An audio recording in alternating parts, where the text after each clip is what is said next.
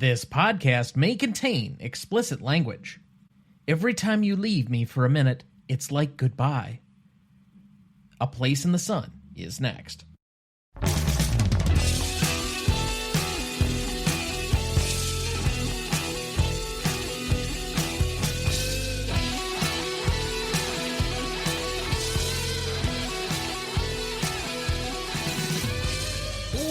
Welcome to the Greatest Movie of All Time podcast, the show that uses a unique grading style to redefine what the greatest movies are. I'm Tom Duncan. And I'm Dana Duncan. Tonight, for our 307th episode, we discuss the Best Picture nominee of 1951, as well as the Best Director winning A Place in the Sun, celebrating its 75th anniversary this year. Directed by George Stevens, written by Michael Wilson and Harry Brown, cinematography by William C. Meller, music by Franz Waxman, editing by William Hornbeck, starring Montgomery Clift as George Eastman, Elizabeth Taylor as Angela Vickers, Shelley Winters as Alice Tripp, Anne Revere as Hannah Eastman, Keith Brissell as Earl Eastman, Frid Clark as Bellows, Raymond Burr as R. Frank Marlowe, Herbert Hayes as Charles Eastman, Shepard Strudwick as Anthony Tony Vickers, Frida Inescort as Mrs. Ann Vickers, and Catherine Givney as Louise Eastman. Based on an American Tragedy, the 1925 novel by Theodore Dreiser, and an American Tragedy, the 1926 play by Patrick Kearney, A Place in the Sun was shown at the Cannes Film Festival on April 5, 1951. On a reported budget of $2.3 million, A Place in the Sun would gross roughly $3.5 million in domestic rentals for 1951, finishing as the number 9 film of the year in the United States. Critics were mostly positive at the time, and the film was eventually nominated for 9 Oscars, including Best Picture, Actor for Montgomery Clift, Supporting Actress for Shelley Winters, and winning for Best Director for George Stevens, Screenplay, Cinematography in Black and White, Costume Design in Black and White, Film Editing, and Score of a Dramatic or Comedy Picture. I think it had to be separated out because musical was like the other best score category of the time, which obviously went to the Best Picture winner of that year, An American in Paris. In 1991, A Place in the Sun was selected for preservation in the United States National Film Registry. In 1998, A Place in the Sun was recognized by the AFI on their 100 Years, 100 Movies list at number 98. The February 2020 issue of New York Magazine named A Place in the Sun as among the best movies that lost Best Picture at the Oscars. A Place in the Sun currently holds a 90% among critics on Rotten Tomatoes, a 76 score on Metacritic, and a 3.9 out of 5 on Letterboxd. But of course, we can't do this by ourselves, so we welcome in our returning celebrity guest, the host and creator of the Best Picture cast, a CLP contributor, making his 19th appearance on the show to date.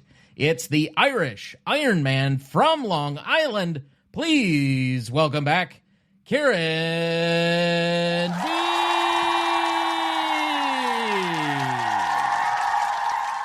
So good to be back in the G-Mote fold here. It's always a good time to return. This is my seasonal residence in the podcasting world. My podcasting lake house, if you would, here at G-Mote. And always like sipping on some brown liquor, talking to the Duncans, and talking classic cinema. Now, are you the rower of the boat or the rowee on our particular lake? I, think I might be the guy who disappeared somewhat many seasons ago. But I don't know. Maybe I'm the one renting the boats for $1 a day. Sounds good. Now, this is a film that you and I had talked off air many months ago that we were excited to show Dana. That you and I both appreciated this film in a way that we don't often hear many other cinephiles talk about it. I would assume your relationship to it is the same as mine, that for the AFI 98 list, you went and watched this film? Believe it or not, it's actually not. I came across this film because for Best Picture cast, we covered An American in Paris. And in doing the research about the Oscars at that time, and this is from, I believe, our second season, so a bit of ways back, 6 years ago or so. And there was controversially or famously, however you want to put it, in 1950, won for the Oscars of 52, a 3-horse race here between A Place in the Sun, An American in Paris, as Tom mentioned before, and Streetcar Named Desire. And it was an Oscars where they legitimately didn't really know which way they were going, which is a bit odd for like a 3-party race. So when I read about that and had never heard of A Place in the Sun, I was like, you know what? It's on that AFI list. It sounds interesting enough. Love Montgomery Clift. Love Elizabeth Taylor. Let's hop in, and was pretty blown away. This was one of the films that I watched during that summer of COVID where it felt like, especially because I was unemployed at the time, I could get through a lot of personal projects, and one of them happened to be that I was just churning through films. And this was one that I watched during that summer that I really enjoyed. And I have not returned to it since, but I have a fondness for it for just how I watched it the first time. So this was one I've been looking forward to now, I think 7 seasons in, 307 episodes, that I wanted to show my dad. There were other ones like The Third Man that we've seen before. There was Anatomy of a Murder that we've seen before or covered on the show. This was another one in amongst that line where I'd seen it. It was a classic. It involved some great golden era stars, but I wanted to introduce my dad. So, Dad, you have not seen this film before. First impressions? I thought it was extremely well done. Again, Montgomery Clift's performance was intriguing and shows that I think he may have been, but for probably that car accident, could have been one of the best actors of his generation. I still think he might be, even in a limited subsample. And this was one of my remaining questions later, but I've been on the bandwagon for a long time that for 2 stars that kind of similarly faded out really quickly, like they had a meteoric rise in a very short period of time and were featured in several things. Now, to Clift's, I guess, credit, he's in at least 3 different Best Picture nominated films that I can recall immediately offhand. One that actually won. This one, then he's in From Here to Eternity that we covered previously on the show, as well as Judgment at Nuremberg, which I think that's frankly one of the best episodes of this show that we've ever done. And I would encourage people to go back to it because I'm even surprised, having overheard somebody else listening to it, I'm like, oh, I sound really coherent and cogent in that episode. What was I on? But regardless, I think that he had a better taste for particular roles, notwithstanding maybe like a Raintree County where he did that with a good friend of his, Elizabeth Taylor, which they got together as friends during the course of this movie. But I wonder also if his rumored closetedness also contributed a lot to his fading stardom. He has such a meteoric rise and then this precipitous fall, if it's a combination of the car accident as well as being closeted in Hollywood in the 50s, allegedly. I think a lot of it had to do with the fact that being closeted like that, it became an internal turmoil, and I think he spent a lot of time inside a bottle. Yeah, by all accounts, he was a bit of a tortured soul, and many credit some of his unbelievable acting chops to what he was dealing with inside. And that just by looking at several different accounts across the industry seems to be a summation of Clift, and that also might have contributed to, his unfortunate early demise. Interestingly, this film and the whole year was very intricately related to the Actors Studio, because Shelley Winters was at the Actors Studio, Marlon Brando was at the Actors Studio, Montgomery Clift was at the Actors Studio, Carl Malden was at the Actors Studio, and at the same time, Shelley Winters' best friend at the Actors Studio was one Marilyn Monroe. Oh, I guess I didn't realize Monroe was at the Actors Studio as well. Yep. After she decided to become an actress, she ended up at the Actors Studio, and Lee Strasberg's daughter ended up becoming her acting coach and best friend. Okay. All right, that makes sense. But before we get too much further, do you have a plot summary ready for us? I do. A Place in the Sun follows a young, poor man trying to rise above his circumstances, but his choices lead him down a dark path. Montgomery Clift plays a factory worker, George Eastman, who moves to a new town in search of a better life.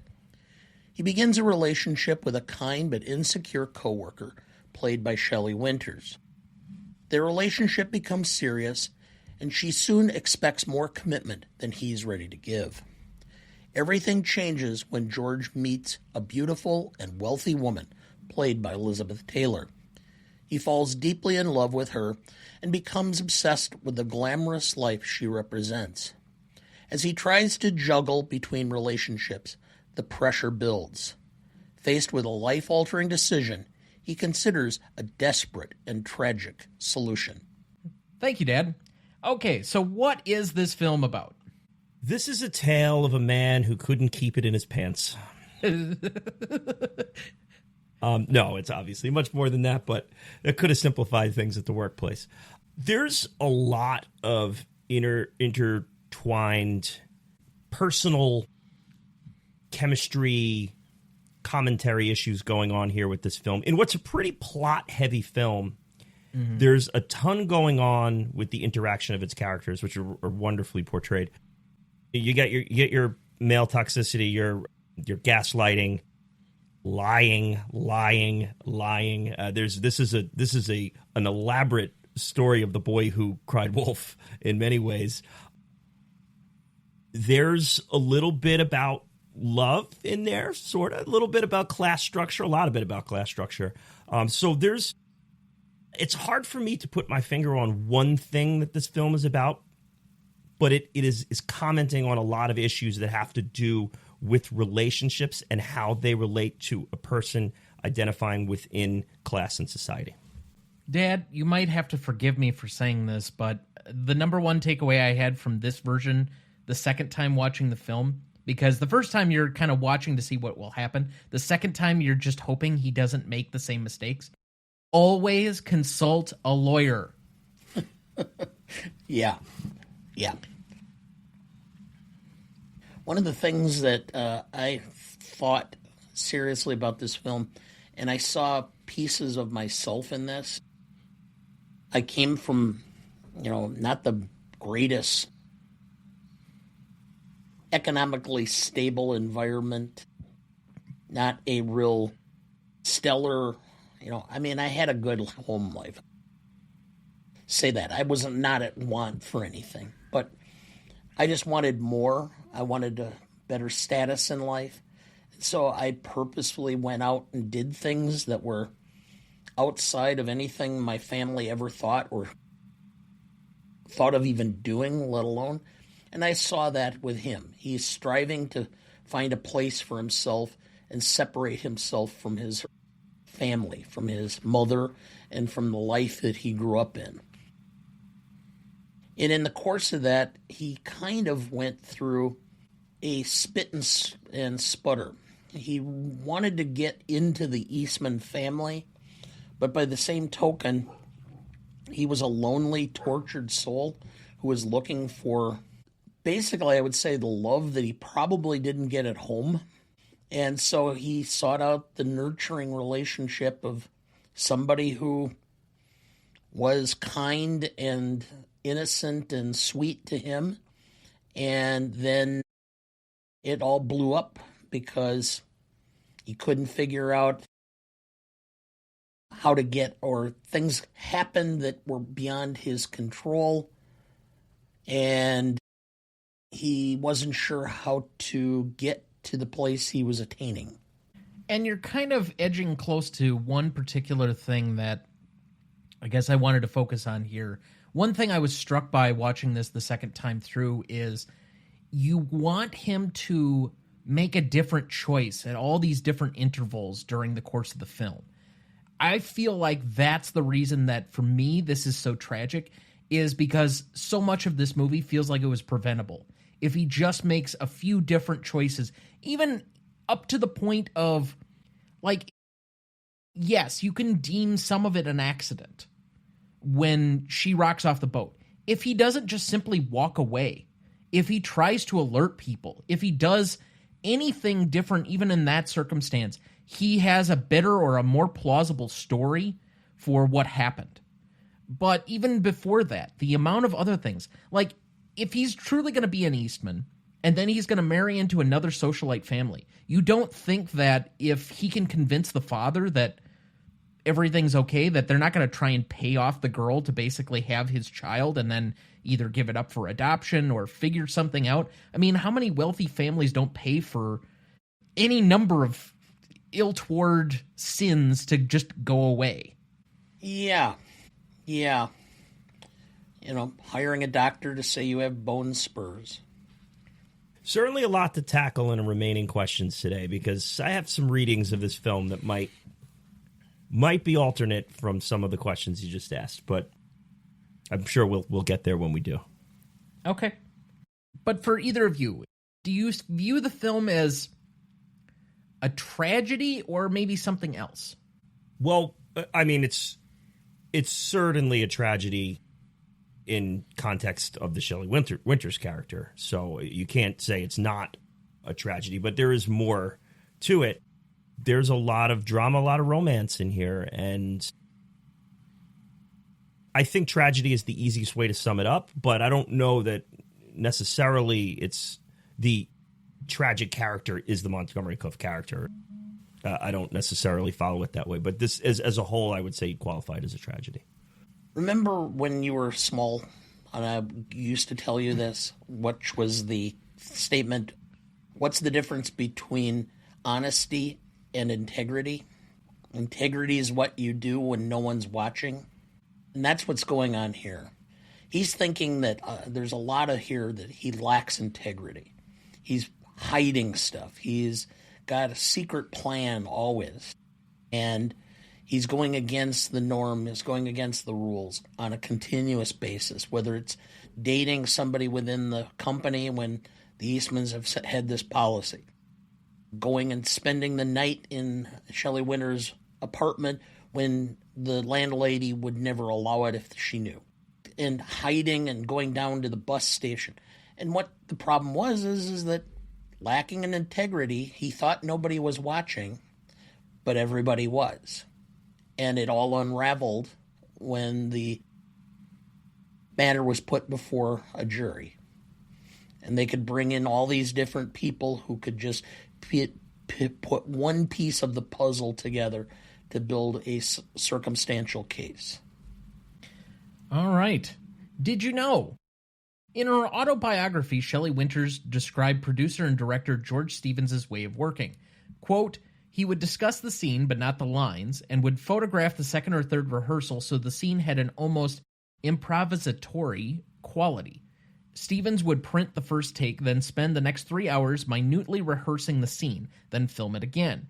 He explained to me that in this way he often got actors' unplanned reactions that were spontaneous and human, and often exactly right. And often, when actors over-intellectualize or plan their reactions, they aren't as good. There's a lot, I think, that I'm going to present here for Stevens' working style, his relationship particularly to Winters, who I think probably got the most out of the experience of doing this movie. I think there is, I don't recall here, I don't think it was in my notes, but that Montgomery Clift didn't really get along with Stevens and his process, whereas the other two seemed to have nothing but good things to say about him, even though he was very meticulous and exacting.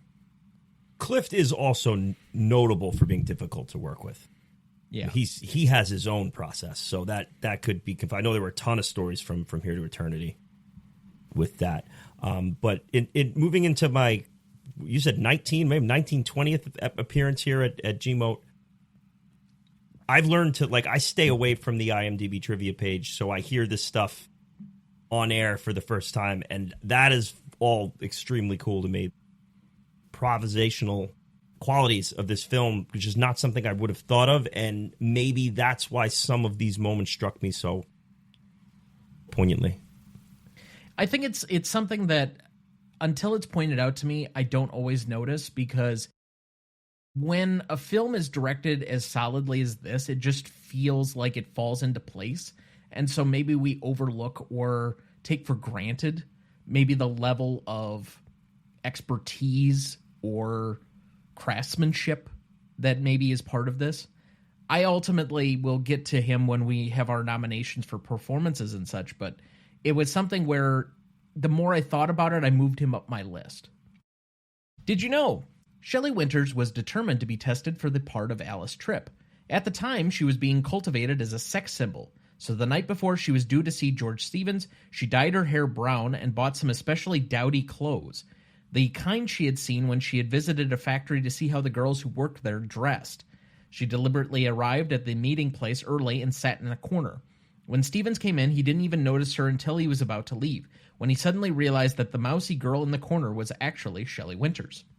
I wonder if she also gained a little bit of weight for this part. It felt like, especially maybe in the face. Yeah. Maybe it's just me. It's great casting for me because you can see that sex symbol beauty in there with her, which would draw him and distract him at the workplace. And with her portrayal of the character, you can see how his needle would move toward the Elizabeth Taylor, in addition to all the class luxury and all that too. That's also very cool to hear and really strong casting. Did you know Shelley Winters developed mixed feelings towards the producer and director George Stevens for making her look so non-glamorous alongside Elizabeth Taylor? Her role, moreover, typecast her in mousy or brassy parts for years. Winters said she drove white Cadillac convertibles similar to the Taylor one in this movie for years afterward to compensate for her intense feelings of inferiority while making this movie. Typecast. How do you think Jason Alexander feels? He's still walking around as George Costanza. Well, I mean... Not too good until he looks at his bank account. Yeah. I think in him in particular, I've seen a lot of, like, him expounding on great philosophical topics on, like, TikTok. He's actually a very good interview subject because he seems to be very profound in a way that you wouldn't have expected because of how he plays that character on TV. But I think he's like a Shakespearean actor too. Mm-hmm. He's a really well-versed guy. Yeah. The interview I saw with him, he was talking about the fact that one of his professors said, "You're overweight and balding. If you really think you're going to be a leading man, you better learn how to do comedy." Yeah. Did you know the novel contains a scene in which Alice Tripp goes to a country doctor and tentatively asks about an abortion? Shelley Winters relates in her autobiography that George Stevens initially planned to drop the scene because, quote, "it's rather censorable, but I think if we handled it delicately, it will illuminate the factory girl's terrible plight," unquote. Winters was given the new script pages one morning and asked to memorize the lines. Stevens planned to rehearse once, then immediately film the scene for spontaneity. Quote, "When he called action, I was already crying," Winters wrote. "I twisted my white handkerchief into a shredded ball. The scene was 9 minutes long, a full camera load.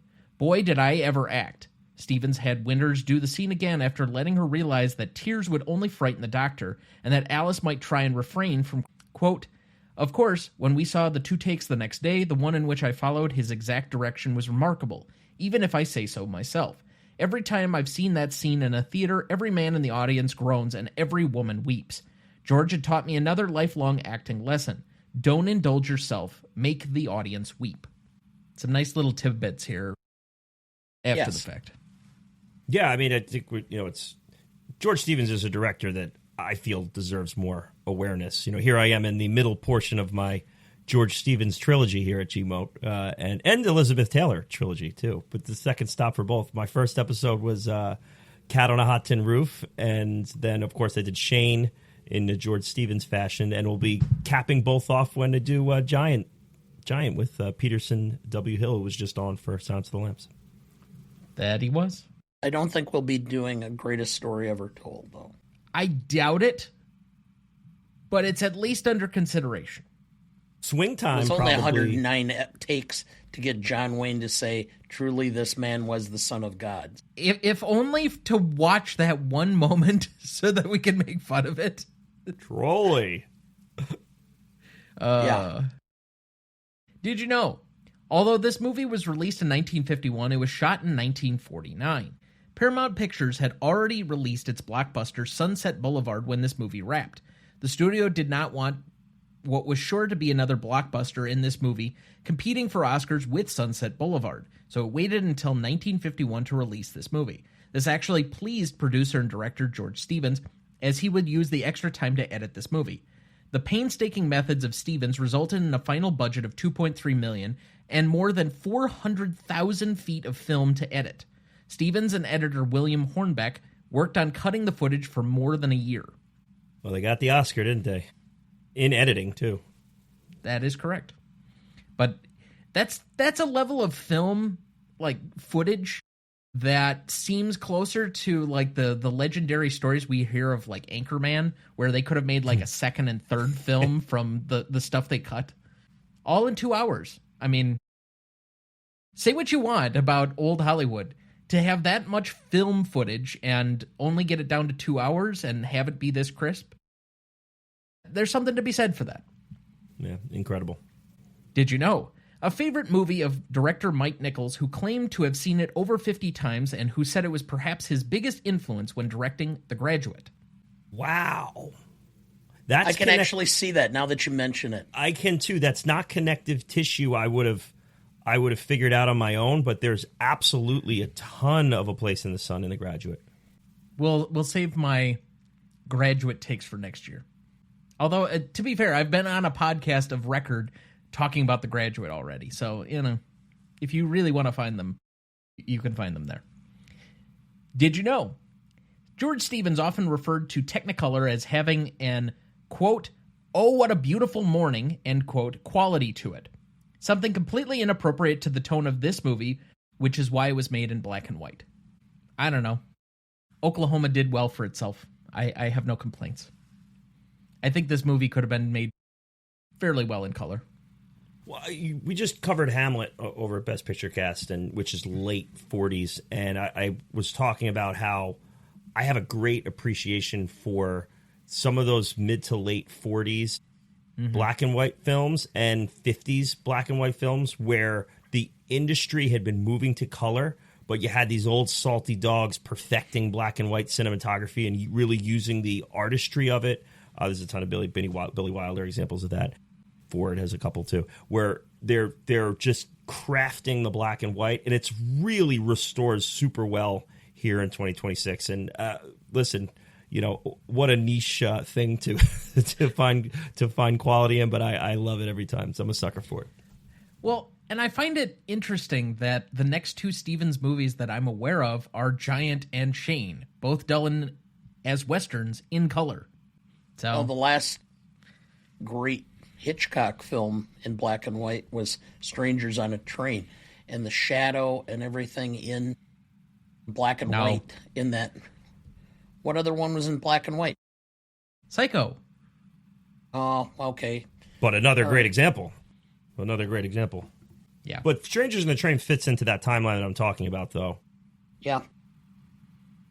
The shadows and how it was done was intricate to that storyline. Before we further disappoint our guest, eventually we will get to Strangers on a Train. It will come. Okay. But that looks like a good spot for our first break. We'll be right back.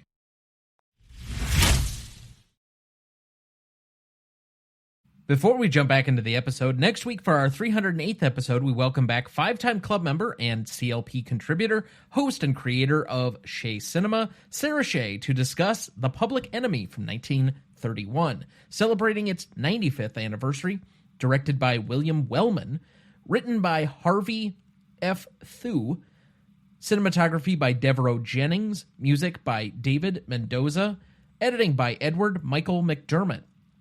Starring James Cagney, Jean Harlow, Edward Woods, and Joan Blondell. You won't want to miss that one, so watch ahead of the show by searching the Real Good app to find where it's streaming for you. That's REELGOOD. All right, before we get too much further, let's check in with our guest. Kieran, what have you been up to and where can people find you? Okay, yes. Kieran B from Best Picture Cast. That's me. If you've heard one of these episodes before, you've heard all about it. We got a lot going on as always. We're headed to the end of the season. I should say that probably the biggest thing we got going is we launched a Patreon page where we cover a bunch of bonus footage. We'll do on our regular news show on the feed. We'll put out extra footage there. We also have a series called the VHS Lounge where I have a different person come in to my VHS Lounge as featured behind.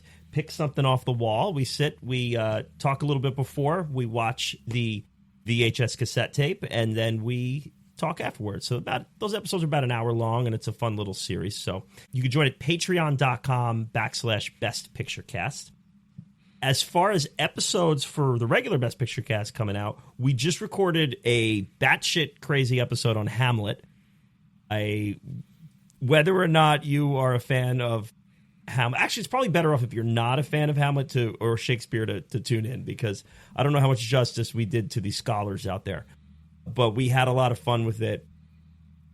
We have an episode on Kramer versus Kramer we're going to record later this month, and that will conclude our 6th season. We also have episodes that have already come out on Gandhi, which is a sometimes maligned Best Picture winner. Tom, you're a big defender of that.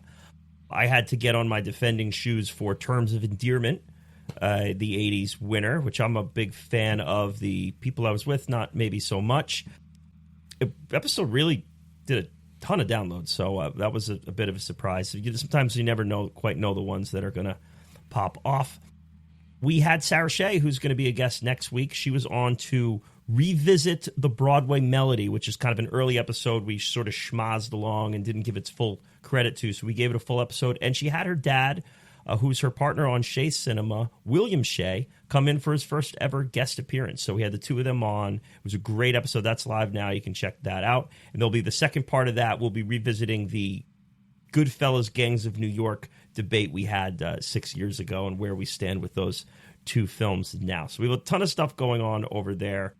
Check all that out and let me know what you think of any of it. It's Best Picture Cast, covering the Best Picture winners, and almost done covering the Best Picture winners. I think we only have about 8 or so left. That sounds right. I mean, 75 should be 90. So yeah, if you include this year's winner, that I believe would be 98. Yeah. Yeah, so 8 plus Kramer versus Kramer. Kramer versus Kramer will be number 90. Now, theoretically, and I had suggested this a long time ago, and certainly you are not bound by any of these rules, but I would also put in the 99th being Sunrise, The Song of Two Humans, because I still maintain that the first Oscars had 2 Best Picture winners. But also, Lord of the Rings, because that seemed more like a trilogy achievement award kind of cinematic quality. You could theoretically do all 3 of them and release them as separately, but... So you're not alone in the Sunrise faction. We have gotten quite a few, actually, people who have petitioned for that. So it probably ultimately will end up being an episode. It's just a matter of whether we include it on the grand rankings or not. And that will probably come to some sort of panel vote or something amongst the idiots that I have working with me, who will probably vote it down because they don't feel like watching another movie. But as far as the Lord of the Rings go, we're going to probably do what we're going to call like a primer episode where we'll cover because it's very awkward doing like the third piece of a trilogy, but that's the one that won. Right. So we'll do a little bit of a primer episode of the first 2 that I guess we'll release before it comes out. Well, I have one guy coming in who's like an expert on Lord of the Rings who's actually had a VHS Lounge episode. He did Chariots of Fire, the poor soul. Sean L. So he's going to be in for that. So we'll probably do like an hour or so episode before it, and then the Return of the King episode after. Yeah, because otherwise, I suppose if you had tried to do the full trilogy in one episode, you'd be recording for 8 hours. Yeah, no one needs the uncut version of that. I'll tell you that. I don't know. I think there are people that would go and do all right, that. Then I'll just speak for the editing team. We don't need it. All right. Yeah. Okay. Fair enough. I'll be like George Stevens, like over the years, piecing all the pieces together to try to get the film out. Just post the entire thing on your just raw account, and then I'm sure that there will be Lord of the Rings fans who will just go, it was only 8 hours. Yeah, that's true. Maybe we'll record it by hiking so I can get some exercise in. Go on a hike and a quest while we record. So, a couple of other small announcements. If you have not yet had a chance to journey over to First Watch Rewatch, that is the extra show that I've been doing with Sarah Shea, who will be on the show next week. And we've been covering the first season of The West Wing, so check that out at your leisure. It's really not edited, so that can be both good and bad. Entirely up to you, but we'll probably be switching it up as to what we're covering at the end of the season. I think we only have like 3 more episodes that we're recording on that before we would move on to something else potentially. We're only doing like a season at a time of various different shows and then gonna just continue to switch things up. Additionally, I do want to welcome our newest listeners from a new country, and that would be the Federated States of Micronesia. So welcome to the show. Hey, and that's a good lead-in for your other show because the ambassadorship is in play.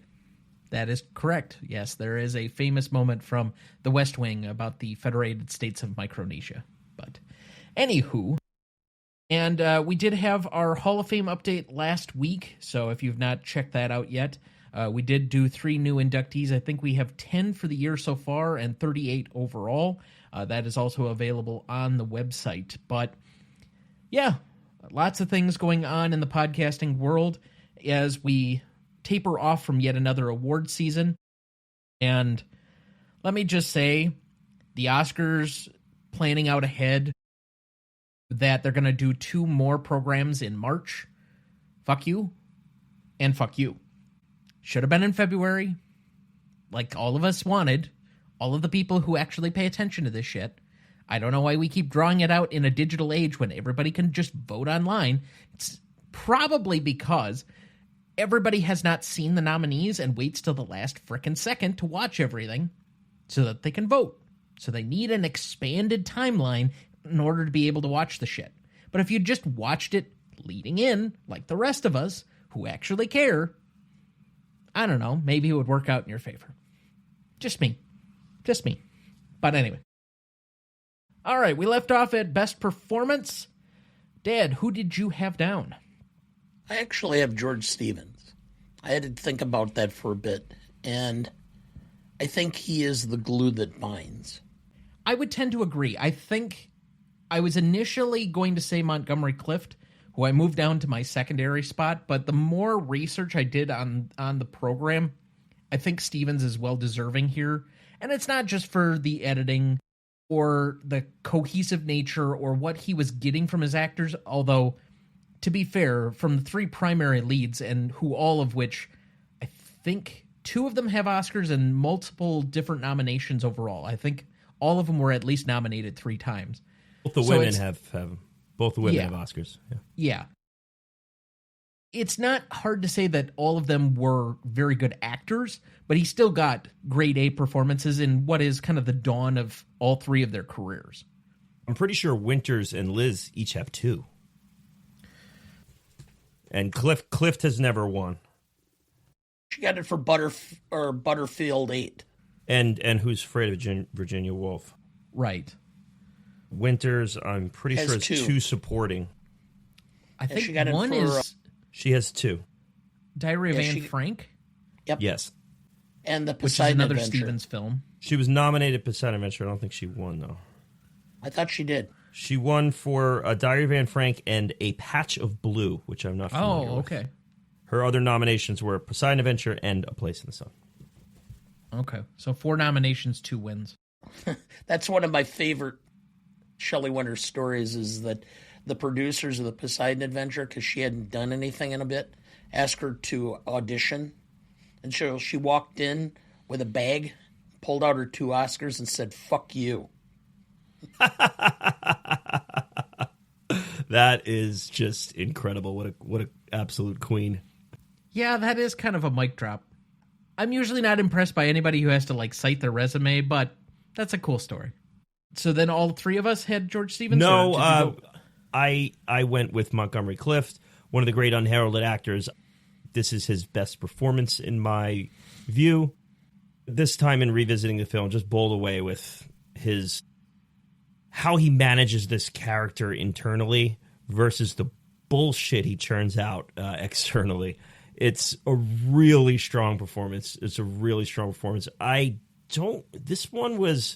was one where Brando lost also. This is the African Queen wins this year. It's the Humphrey Bogart's quote-unquote makeup Oscar. So I would have, with all respect to Marlon, I would go, I think this should have been Clift's win. I thought he won in 52, but give me a sec. Bogart? Yeah. Nope, you're right. It was... African Queen was 51. Okay. Yeah, I mean, kind of a stacked category with Clift for this movie. Brando in a fairly significant role. Frederick Marsh for Death of a Salesman. Yeah. And then Bogart finally wins his Oscar. Although, to be fair, Bogart should have won an Oscar well before that. So you could say this is maybe one of those makeup Oscars that pushes somebody else out, and et cetera, and we can have those fights many, many times. But and he's good in African Queen. It's not like he didn't have to get mauled by a bear to get it. Yeah, he got mauled by Katharine Hepburn though. He didn't have to say hoo-wah. Well, if you ever want to, I read excerpts. I've been meaning to read the book, but there's the making of the African Queen. I mean it. Because of course they had Hemingway on set doing some of the rewrites. So can you imagine John Huston, Bogart, and Hemingway drinking till all hours of the morning and just absolutely beating the shit out of each other because they'd get drunk and fight? Well, Eastwood did a film based on the making of African Queen where he plays the John Huston. Yeah, White Hunter, Black Heart is the name of the film. It's like a late 80s film, and he plays the John Huston character. It's a fictional rendition of it, but that's what it's supposed to be. I don't think it's so much that they were constantly drinking. Yes, it's partly that, but it's also what were they drinking? Elephant tranquilizers, possibly. Because those three, you needed some strong stuff. All right. Best secondary performances. I had Clift here. A lot of the same reasons we've talked about. I guess I have never really thought about what his true best performance is. I really love him in From Here to Eternity. I love him in Red River. And those are the primary ones that I've seen him in. But it would be hard to really say that this isn't his best. Boy, I don't know. That's a tough call, but he's very, very good, very affecting in this movie as somebody caught between situations. You're rooting for him at all times, which to me is why the movie ends up working in the end, is that you're rooting for him to make a better choice.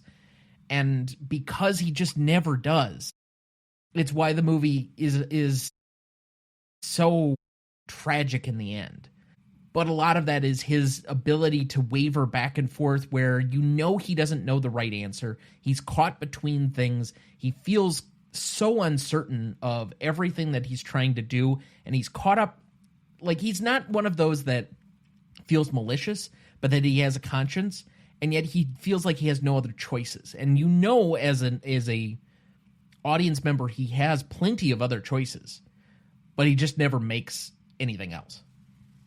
I think in part the reason these choices are so limited is I think emotionally he's stunted by his upbringing.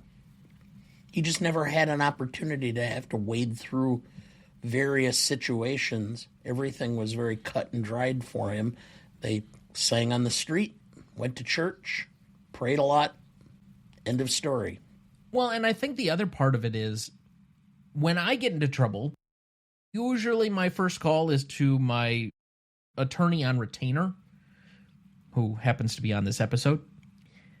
I just wonder if he had the support system to really trust anybody outside of himself. And I think maybe that's also part of the downfall here, is if he relies on anybody else, if he asks for any advice, this might have gone a different situation. You know, I think you guys are a little more forgiving of the character there than I am. Not to say that you're right and anyone's right or wrong, but this character to me is really kind of sinister. And you know, at one point they say, this is not meant to be a religious comment, so don't anyone, if you're about to roll their eyes, don't roll their eyes. At one point they say you broke all 10 commandments, and I'm sitting there counting and I'm like, I think he actually does break all 10 commandments in this. But again, not making any religious difference there, but that's just hard to do in a 2-hour movie. The amount, what he does to the Shelley Winter character alone is just so tough to watch, man. It's tough to go through this thing. Like you said, I love what you said about you're constantly rooting for him to make better decisions. That is great directing and great screenwriting and great performing from the actor there, because the movie doesn't work if we don't do that. So that's very well said, Tom.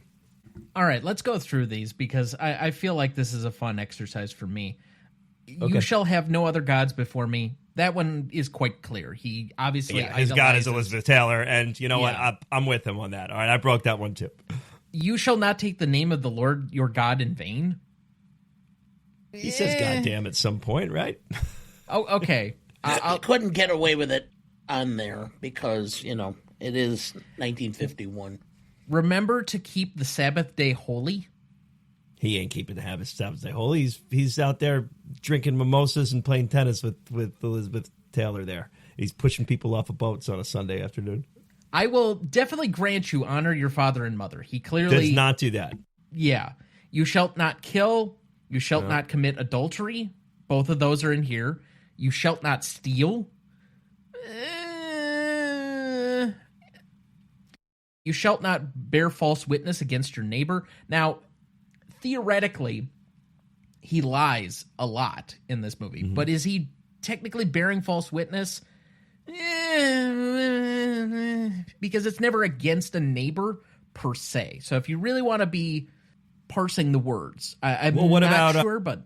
What about sneaking into the landlord's house? Is that not bearing false witness to the landlord who has strict rules about what's being done on her property? Well, I mean, he does give the false name, so he's clearly lying about a lot of things in this movie. The question I would have is does he ever specifically lie to hurt someone other than himself?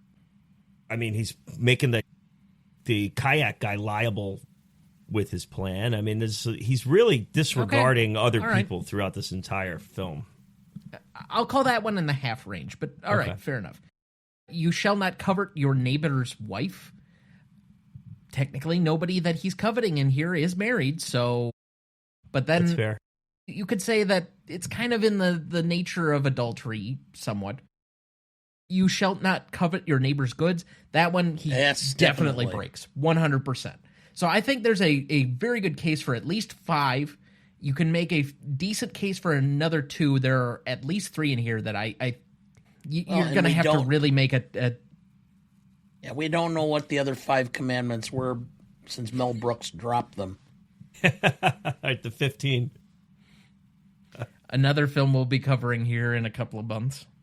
There are 10 commandments. But, Dad, did you also have Clift here? Yes. I had Shelley Winters was my secondary. We talked around some of the stuff before. She's, to me, really beautiful in this film too, and dresses it up in her. What's the '90s movie with the ponytail and the glasses? Bridget Jones. I'll move on. I'll come to me later. But where basically you take the glasses and the ponytail off, and you're a pretty woman. Oh, so, she's all that. Yeah, she's all that. There you go. She's dressing her. She's still a starlet and beautiful. But the performance of coming off as the person that's going to be the apple of Clift's eye, and then shifting into someone he's thinking about pushing off a boat is a complicated performance there. Shelley Winters crushes it. Well-deserved Oscar nomination. Loved her in this, and it's such weight to that second act. I can't really say anything else. I mean, there's a reason that she's nominated as supporting actress. I do find her a little bit grating at times, but I think that's very intentional.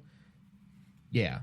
So as far as the point that she's trying to make, the affecting nature, she makes every single mark that she should in the film. Yeah.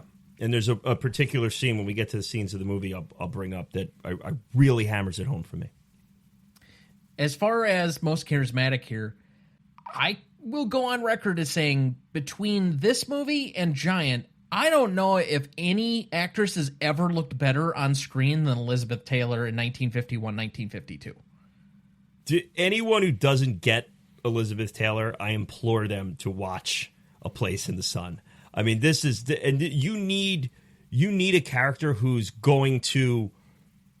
You have to believe that this guy's going to derail his entire life for this woman, and she pulls it off. I mean, it's as bad of the decisions he makes, as bad as the guy is, you're kind of there like, God, if he, he's set here if this goes right for him, and this is a pretty nice setup for him here.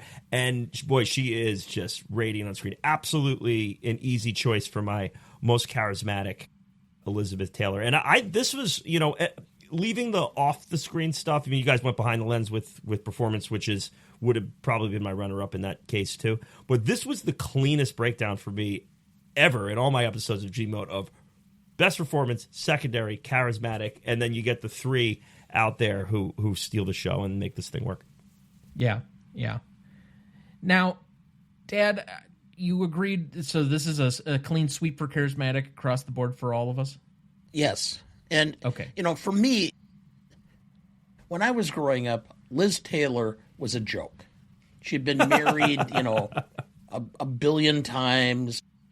She, showed up every once in a while on some talk show, and she was half in the bag, and she was overweight. And, and I kept going, why does anybody give a shit about this woman? And then I watch this, and I go, yeah, I got it now. And she can still act. It's not like she was a pinup and then couldn't act. By the time she you can get to absolutely act. Yeah. And I want to throw this out too, because we love talking this stuff. This is a pretty egregious snub for supporting actress. I mean, she absolutely should have been nominated for this. No way she's winning Kim Hunter for Streetcar Named Desire as a slam dunk win there. But the other ones, Joan Blondell for The Blue Veil, Mildred Dunnick for Death of the Salesman, Lee Grant for Detective Story, Thelma Ritter for Baiting Season. Haven't seen any of those films, but I would have to say that Liz Taylor and what we see her go on to do, she's very early in her career. I think it's one of her first big Hollywood projects. I would imagine if the Academy looked back, they'd look at this and be like, ooh, we missed a rising star there. Yeah, and I think she does get nominated for Giant, partially as a makeup for this.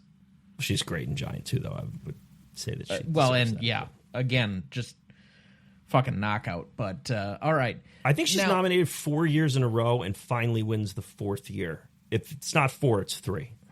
And Giant is in one of those mixes there. Butterfield 8 is the one that she finally wins for. It's the last one on the train of that she wins. It's either 3 in a row or 4 in a row.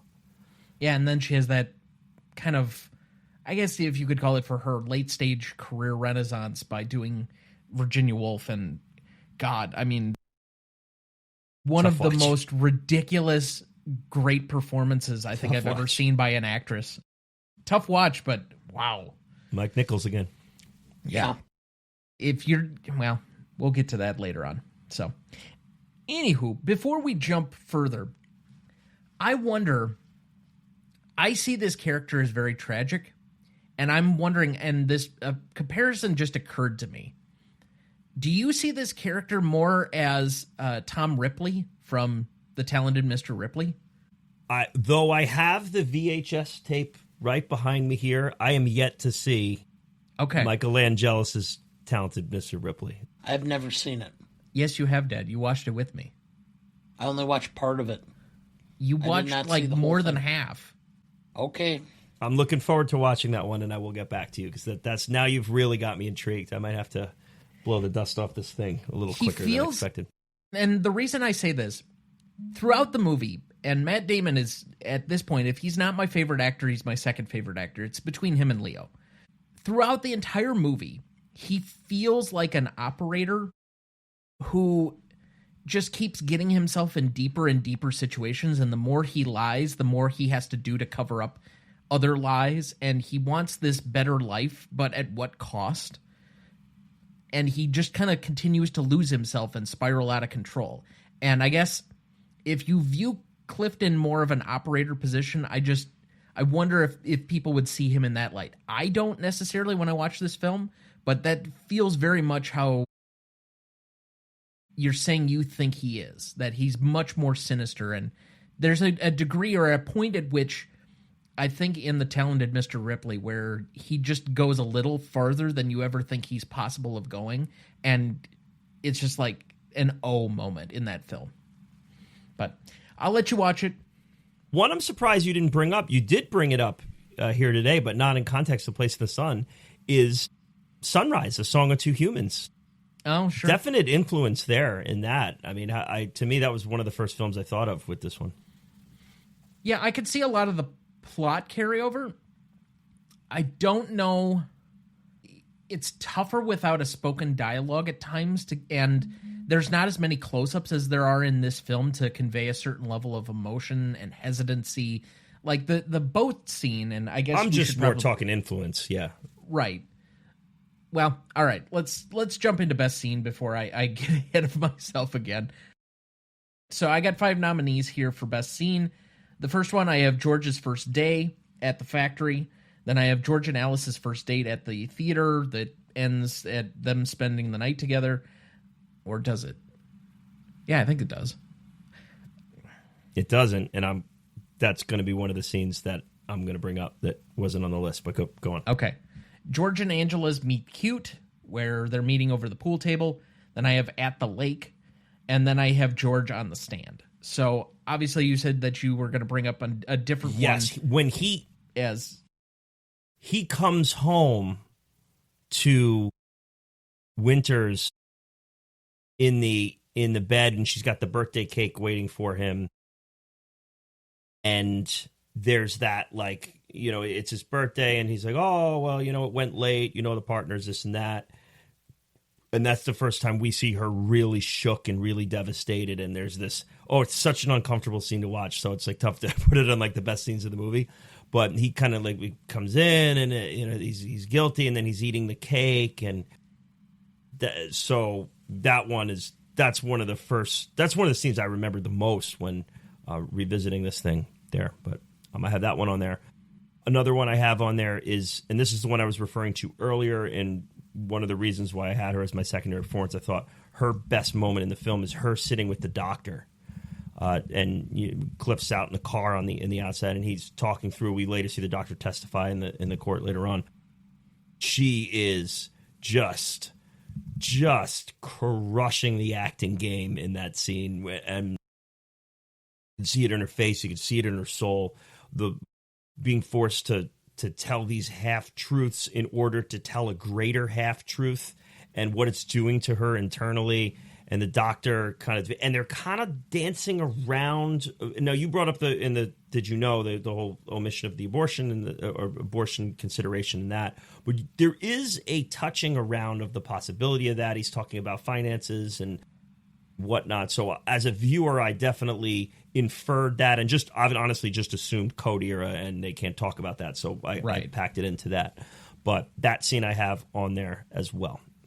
I think from context, most people understand roughly what was happening, even in a modern sense, and dancing around it a little bit. If you have any historical perspective on it at all, I think most people would pick up on it even now. It's not thinly veiled, it's just not explicitly said. Dad, any to add? I have George and the priest. And the purpose of that is basically to make it clear that you should not feel sorry for him as being some sort of, you know, innocently tragic figure, that his behavior and conduct throughout this period is what led to this. Yes. Love that. Okay, so then we have, I think, 8 here. George's first day, George and Alice's first date, George and Angela's meet cute, George's birthday, at the doctor, at the lake, George on the stand, and George and the priest. Out of these, what do you think is the best scene? I have George's first day. I think it sets the tone of who he is, what he's about, and what he's capable of doing. I think I will go with at the lake. There's an effect that Stevens borrows from Hitchcock in that scene that I really love, which is he does the straight down the barrel camera shot of putting somebody in frame, looking directly into the lens, as it's like a first-person perspective type of thing, where you're jumping inside Clift's body, and then he, I guess, reframes it and shows only Clift, but Clift looking off to the side. So it's not like it's a first-person perspective. You're getting basically the reaction shot from him. And they keep flipping back and forth between that to show that he's conflicted throughout that entire sequence up until the point where they fall off the boat. I really loved kind of the storytelling through the visual of that and jumping back and forth due to the influence that I could clearly see from that. Very well said. Same answer from me. Don't know that I can add anything to that. It's a brilliant, chilling scene. I did want to throw in, because I couldn't really call it a scene. It's more of like a shot. But after he's escaped the lake and gone back to his luxury and that, there's an unbelievable shot of a handheld radio sitting on the bow of a speedboat, giving some exposition about what's going on in the case, all amidst like every 10 seconds or 5 seconds or so, like wake and waves interrupting the radio, and the camera's kind of just like sitting on the bow of the boat, and you see the handheld radio kind of shaking as the boat's moving, and then there were one of them. I mean, I'm like, whoa, this is some killer filmmaking here. So I couldn't really call that a scene, but that was like some of the best like film going on in the movie there. But ultimately went with the lake too for best scene. As far as favorite scene for me, I really love the over the pool table scene, the meet cute between Elizabeth Taylor and Montgomery Clift, because obviously we've already flashed before that like he's infatuated with her, but he feels like he'll never have a shot. He just can only basically stare the entire time. But her perchance walking by and then noticing him and then all of a sudden being equally smitten, it feels like it's this weird kismet to it that you would never get except in like a movie situation.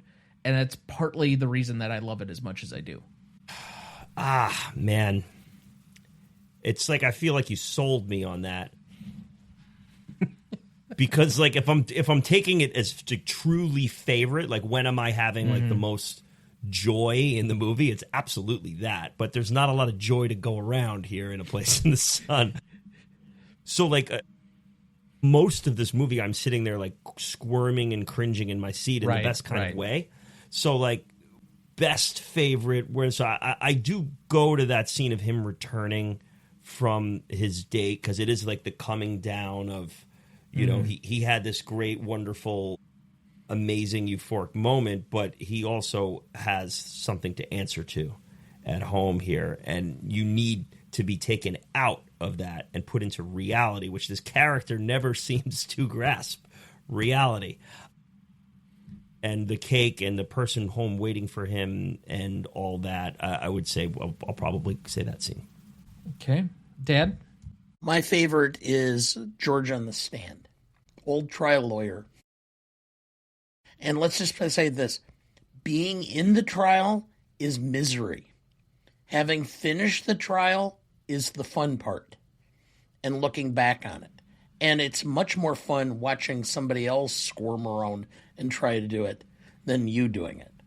I just watched a video recently of one of these TikTok criminal defense lawyers saying the worst sentence in the trial lawyer's day or career is, will the defendant please rise?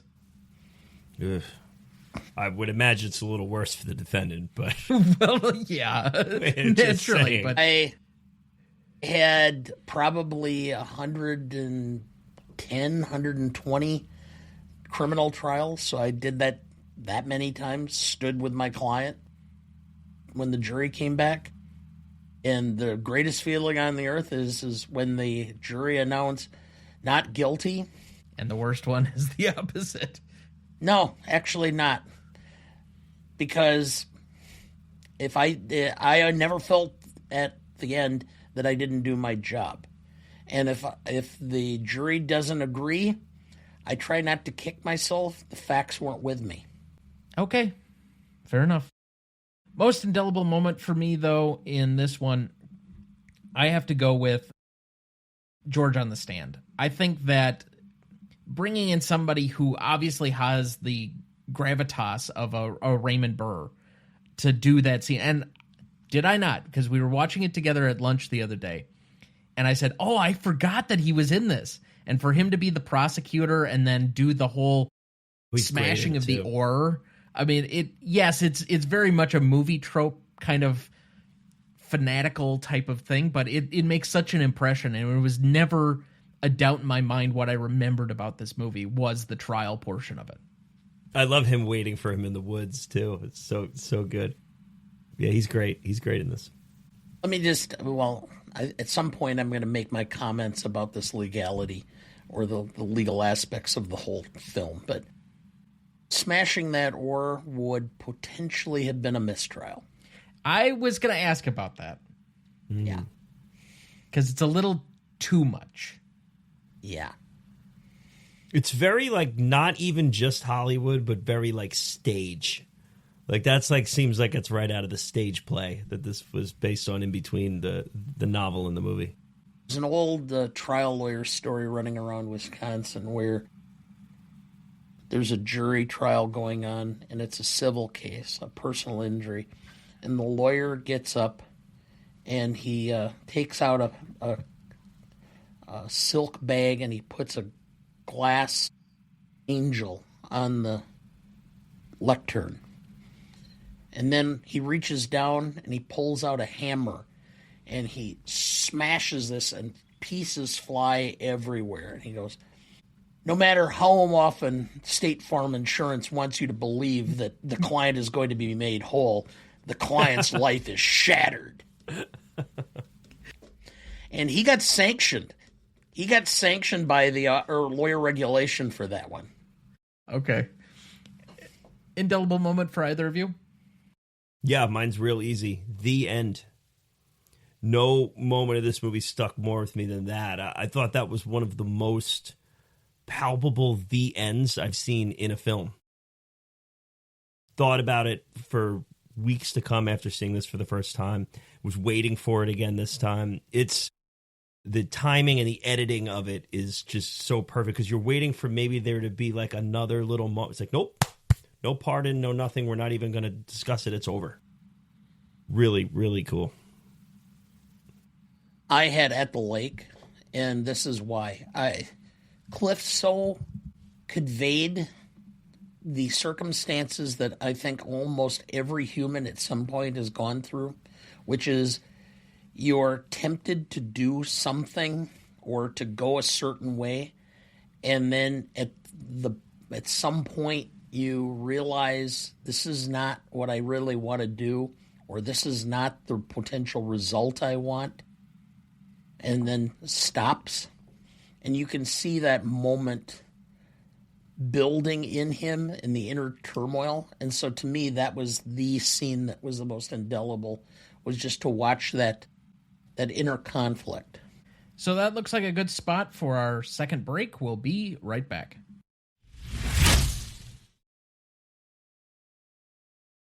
Before we jump back into the episode, and before we get to the Stanley Rubric in a minute, if you're ever curious about our Master Greatest Movies of All Time list that has every graded movie we've ever discussed on the show, there's a link in the episode description of every episode of this show, or you can go to RonnieDuncanStudios.com and find it as the top entry on the Greatest Movie of All Time podcast show page.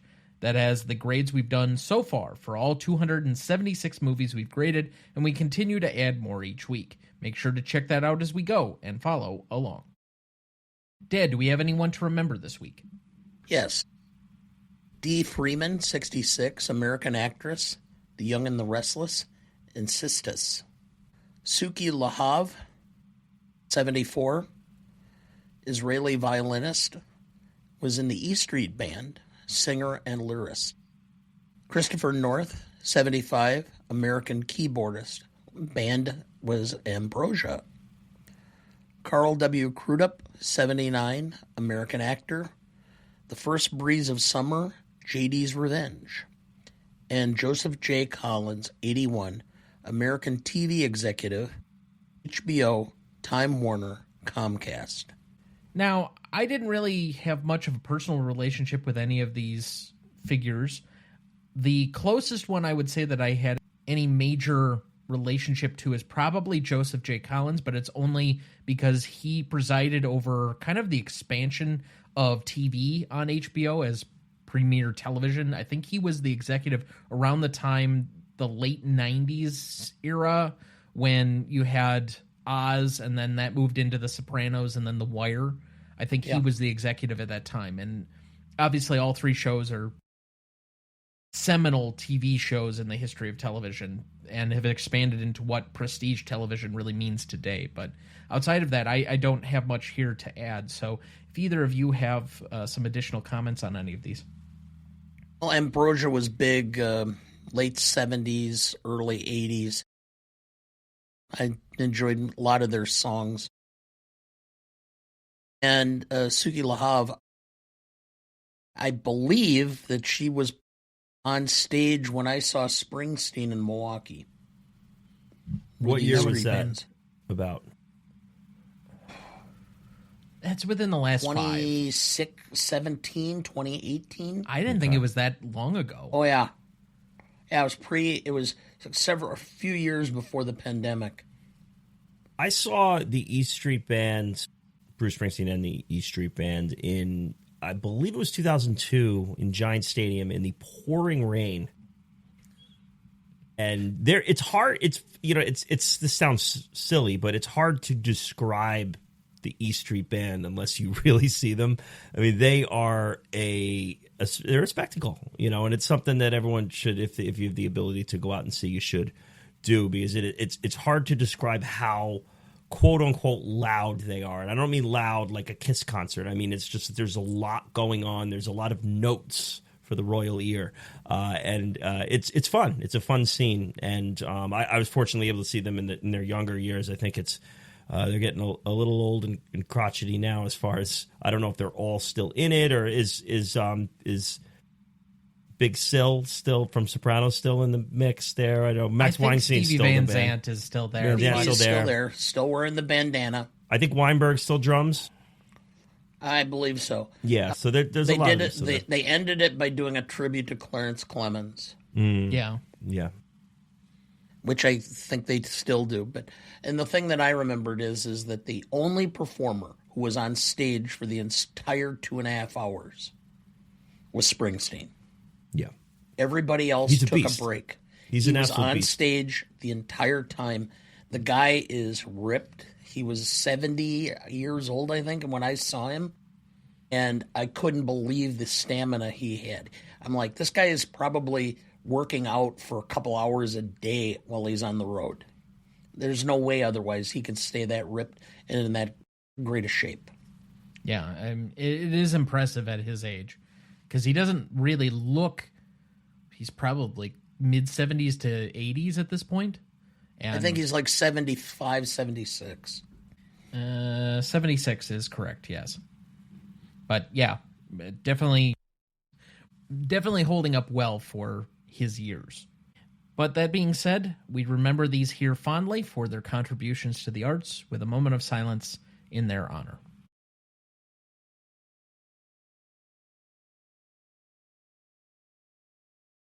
Thank you. Okay, let's move to best funniest lines.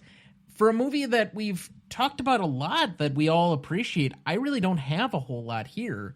It seemed to be kind of a dialogue somewhat free, at least of particular meaning movie. So my first one here, I have Angela. Seems like we always spend the best part of our time just saying goodbye. I have I love you. I loved you since the first moment I saw you. I guess maybe even I loved you before I saw you. And that is from the Montgomery Clift character. Angela. Men are so disgustingly prompt. I think they do it just to put us women in a bad light. By the way, I looked it up. I'd seen the statistics. 6.5 months of a man's life is spent waiting for a woman for a social engagement. I'm not touching that with a 10-foot pole. Look at me. The guy who's been married for 37 years, who set the tone early on in a relationship. All I will say is you're going to hurt your street cred as Dana, man of the people here. Yeah. I had that line too. But Angela, every time you leave me for a minute, it's like goodbye. I like to believe it means you can't live without me. I have one more too, and like you said, Tom, is it's like this is a very like kind of heavy plot movie, and then just watching the characters interact with each other. It's not really a super quotey deal, but I have one more, and this is just Guy in the background as turmoil is coming out. She was probably a chatterbox like Frances, and he picked her up and he threw her overboard. Angela, I'll love you for as long as I live. George, love me for as long as I have left, then forget me. So I'm out. Sounds like Kieran's out. Do you have any left? Yes, the one that made me cringe. George Eastman. If he's innocent, I'll get the best defense I can get for him. If he is guilty, I won't spend a single cent to save him from the electric chair. You don't have the options to do that. You either pay for the defense or you don't. So, yeah. Is he referring to appeals? No, he's talking about paying for the defense attorney. And I think that's one of the reasons why they paused at that point and said, I believe him. Because my guess is after he tells that version of events, if they said, nah, I don't believe it, they wouldn't have gotten retained. All right. So that moves us to the Stanley Rubric. Legacy is up first. This is a measure of the legacy approximately 5 years after the film came out to today, so roughly 1956 to today. What is the legacy of this film as shared between two equal yet separate groups, that being the industry and the audience, 5 and 5 points apiece for a total of 10. Dad, would you like to go first or second? I'll go second. This to me is a film that I think, much like some of the favorites Kieran's come on here before to talk about, is one that I think we appreciate more than maybe the industry at large, similar to like The Lost Weekend, where it's placed on a few lists here and there, but I think we have a greater appreciation for it than the general industry probably does. And so by that token, because it made at least a few lists, and because it has some recognizable stars and somewhat of a name-worthy director, I'm going to put this at a 3, but that's maybe being a little soft because I like the movie. As far as the general audience, and this is for Kieran, 0 people had heard of, seen, knew about, watched this film in our office poll. 0. Not a hand even twitched to be put up. So I blame don't know. Society. Yeah.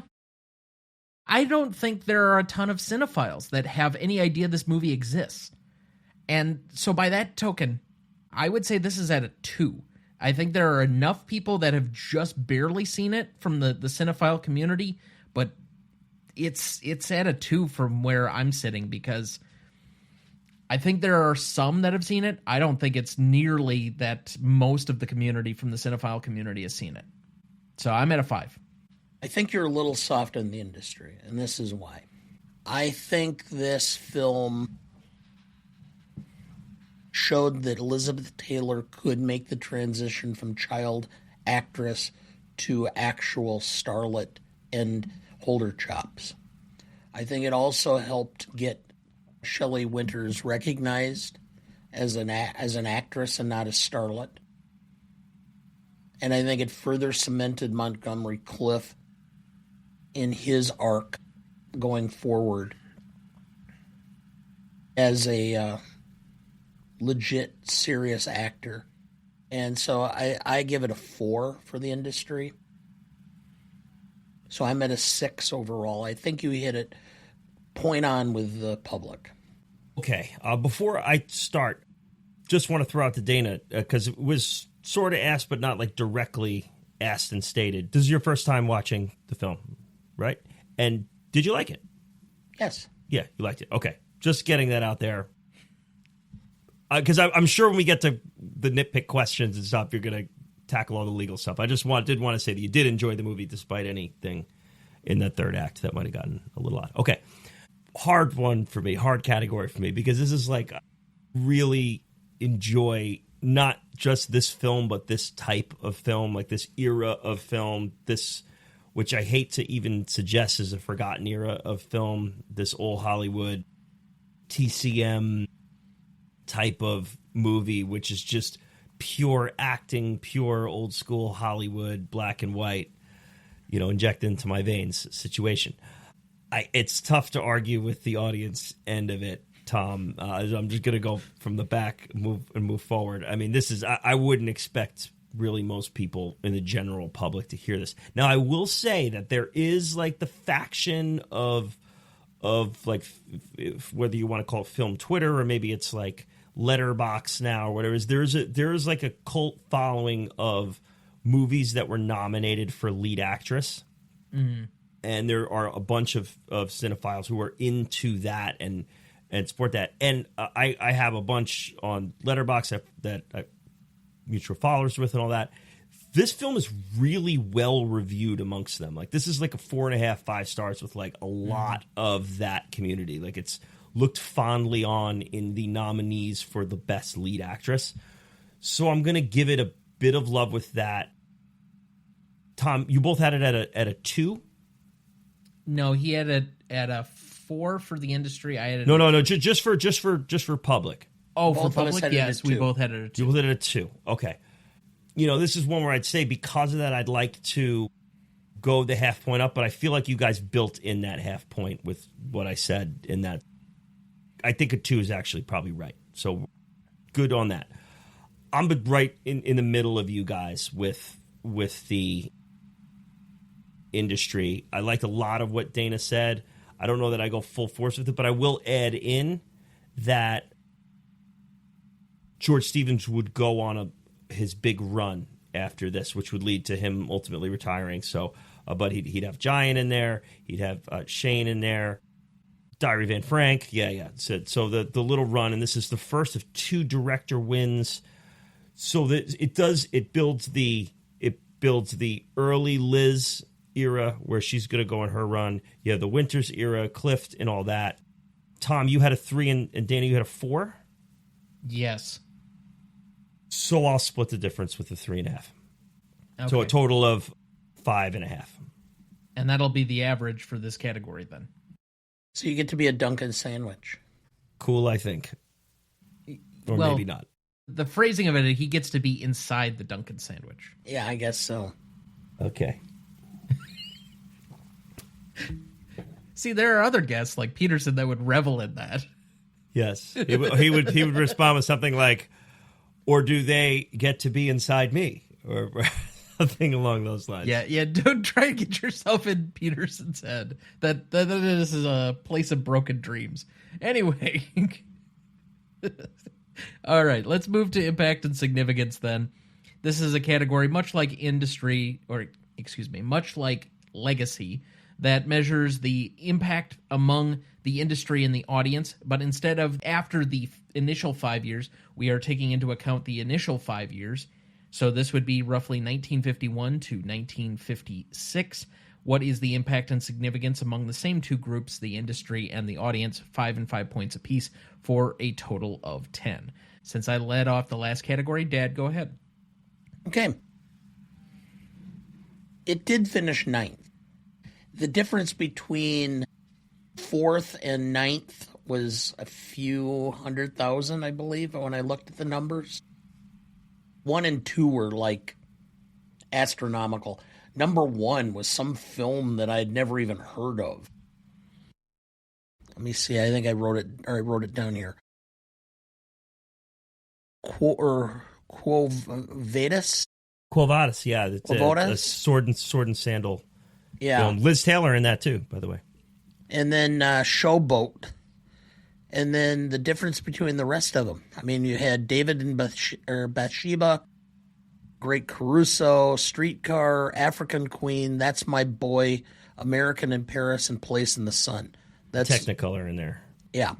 So I'm going to go with 3.5 for the public because I think that it did enough with the box office, and I think it was popular enough that it had merit.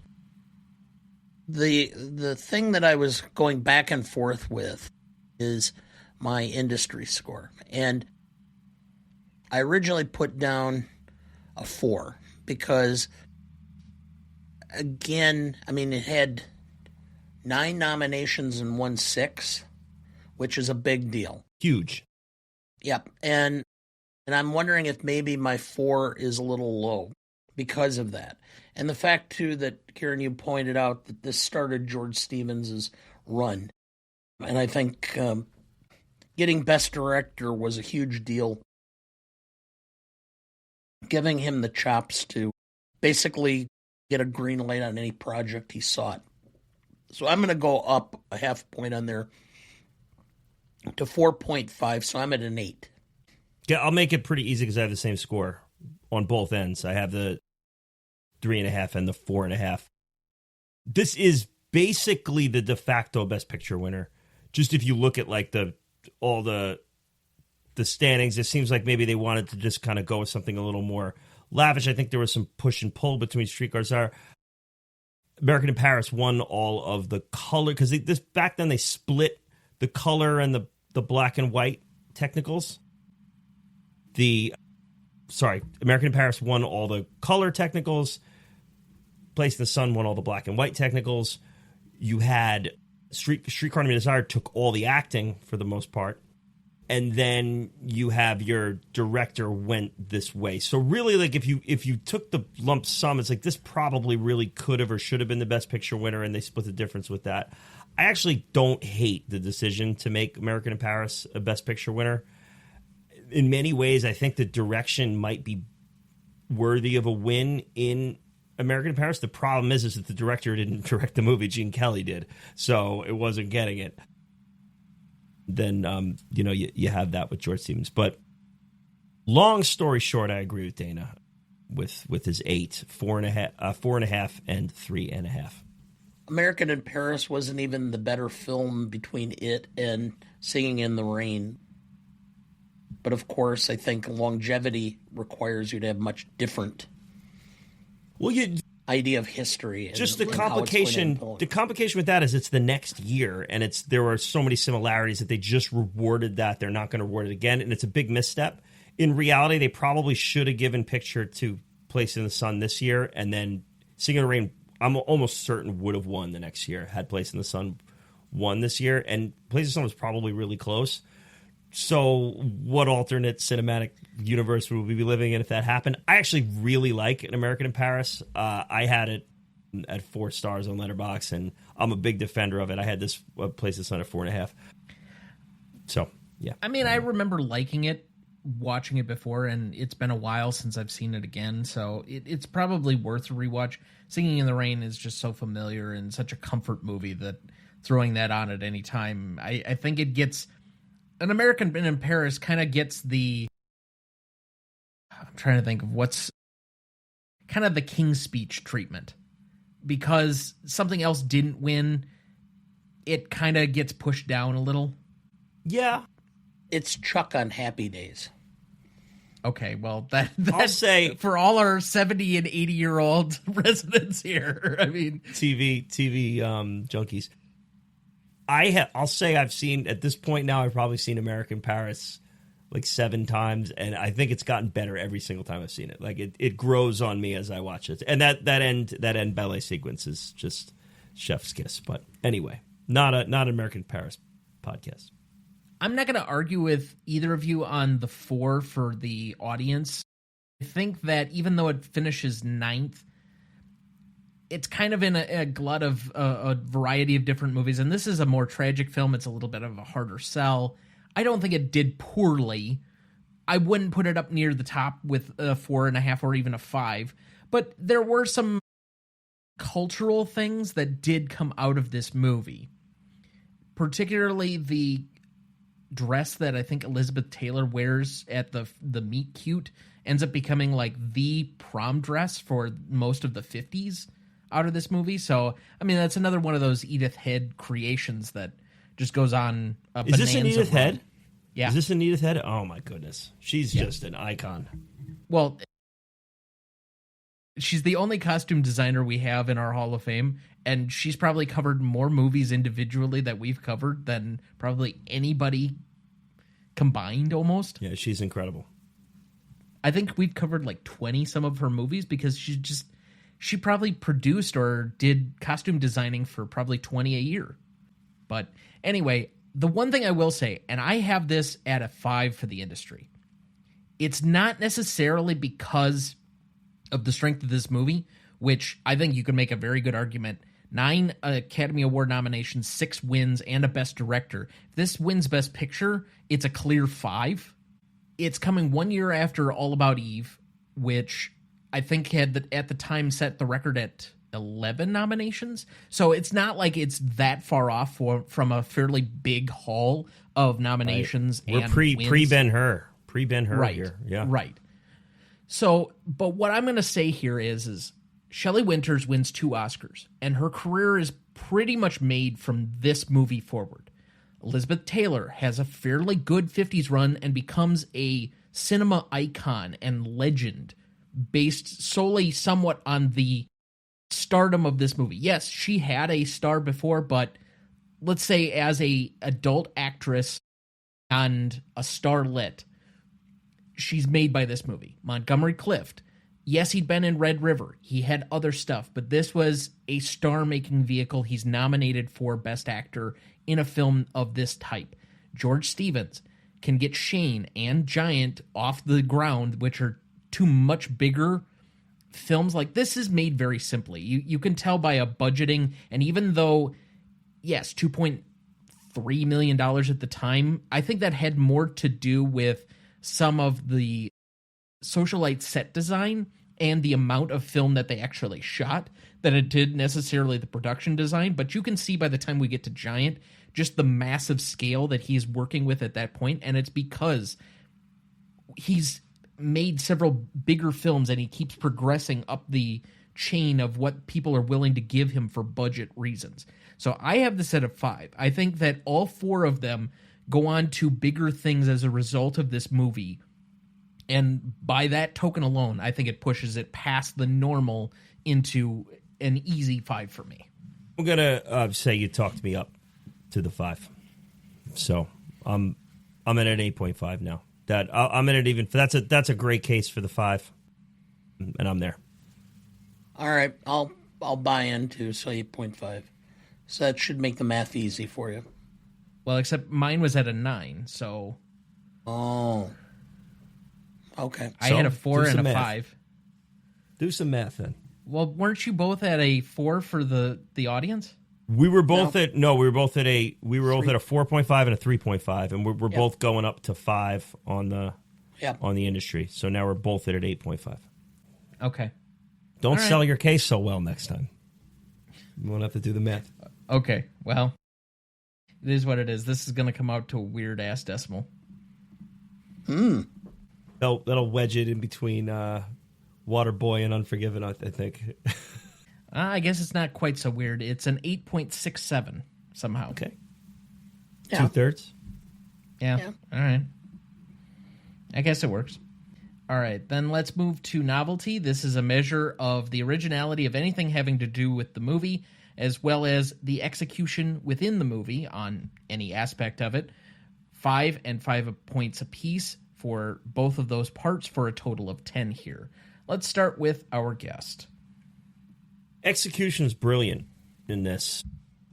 I would say the only thing that keeps me from a 5, despite it being an award-winning score, the score dips too deep into the melodrama for me, and it's like one of the things that and I always hate to rag on like a score that wins best score of the year, but it is this is a plot that lends itself to the criticism of melodrama, and I think that the acting and the way the story is told and how it's shot calms the melodrama into something that's actually pretty charming. But the score just gets a little bit wonky with that. So I go 4.5 in how it's executed. Now, how I run myself into trouble with this is a lot of times I'm saying, oh my God, for 1951. And then like I'll see a film noir from 1947 and be like, oh my God, like they're just rolling that out there like it's nothing. But I do think how this harsh ending, like this slam dunk, what they do there with all that, how Stevens touched upon some tricky issues here, blurring the lines between good guy and bad guy with our protagonist, because we are following this guy. Like he is absolutely a quote unquote protagonist, but like, are we supposed to root for him? Are we not? That stuff all shines pretty bright for me. I'm going to maybe go with 3.5. So I'm going to do a 3.5 and the 4.5 for an 8. Okay. So that is our opening salvo here. I think this film has some unicorn qualities. It's not quite worthy of a 5 completely because there are some elements that I see in other places. We obviously have compared it now to at least 2 different films that we saw some relationship qualities. I guess the biggest selling point for me on originality is there are not really true tragedies in Hollywood that much. Like true sour tasting, bitter endings like this, where it's just kind of a thud and you just leave the theater almost stunned with how it kind of went about. Most times the governor just comes in and he gives a pardon and everything's all great. Yep. And there's the Hollywood ending and you're waiting for that. And it just never comes in this movie. And so I just don't know if there are a lot of these films where, especially with a cute young couple of really good looking people, one person's dead, another one's about to be executed, and a third one is in love with a murderer. At least a convicted murderer. There's just no other film that I can really point to that's quite so, at least American film. I'm sure there's probably some European film out there that is like French new cinema that's like way worse. yeah. That somebody out there could point to that is much more dour, but for an American film, it just feels different to me. So I went with a 4.5 there. The execution, I really love a lot of things about this movie. I love the direction. I love the acting. The production design, I think, leaves a little bit for me, where it's fine. It does the trick. There are some scenes that I think, you're not seeing the grandiosity at times. The writing is not, the outline of the story, the plot, great. The dialogue, but then again, I don't know if that was a focus for Stevens, is like really the spokenness of it as opposed to the visual. So it leaves a little bit there for me. I just have enough to nitpick against it that to me it's a 4. Even with as great acting performances as we have here. So I'm at an 8.5.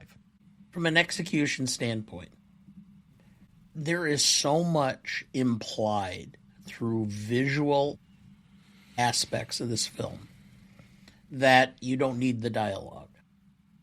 So I think from that point of view, where you're looking at it as, They have to imply the potential for an abortion. They have to imply that he's thinking of murdering her. They have to imply that, all these different things are being implied. And it's by the acting and by the camera shots and the camera selection. So I'm a 5 for the execution because it just says so much with what they had available at that point in time with the film code. Originality.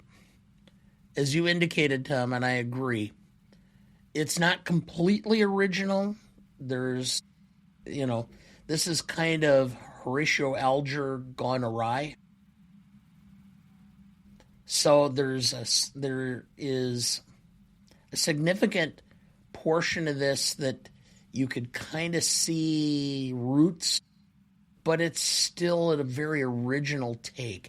And your comment about the way that this film ended, which is a true tragedy, does make it completely original as far as I'm going. So I'm at a 4.5. So I'm at a 9.5 overall.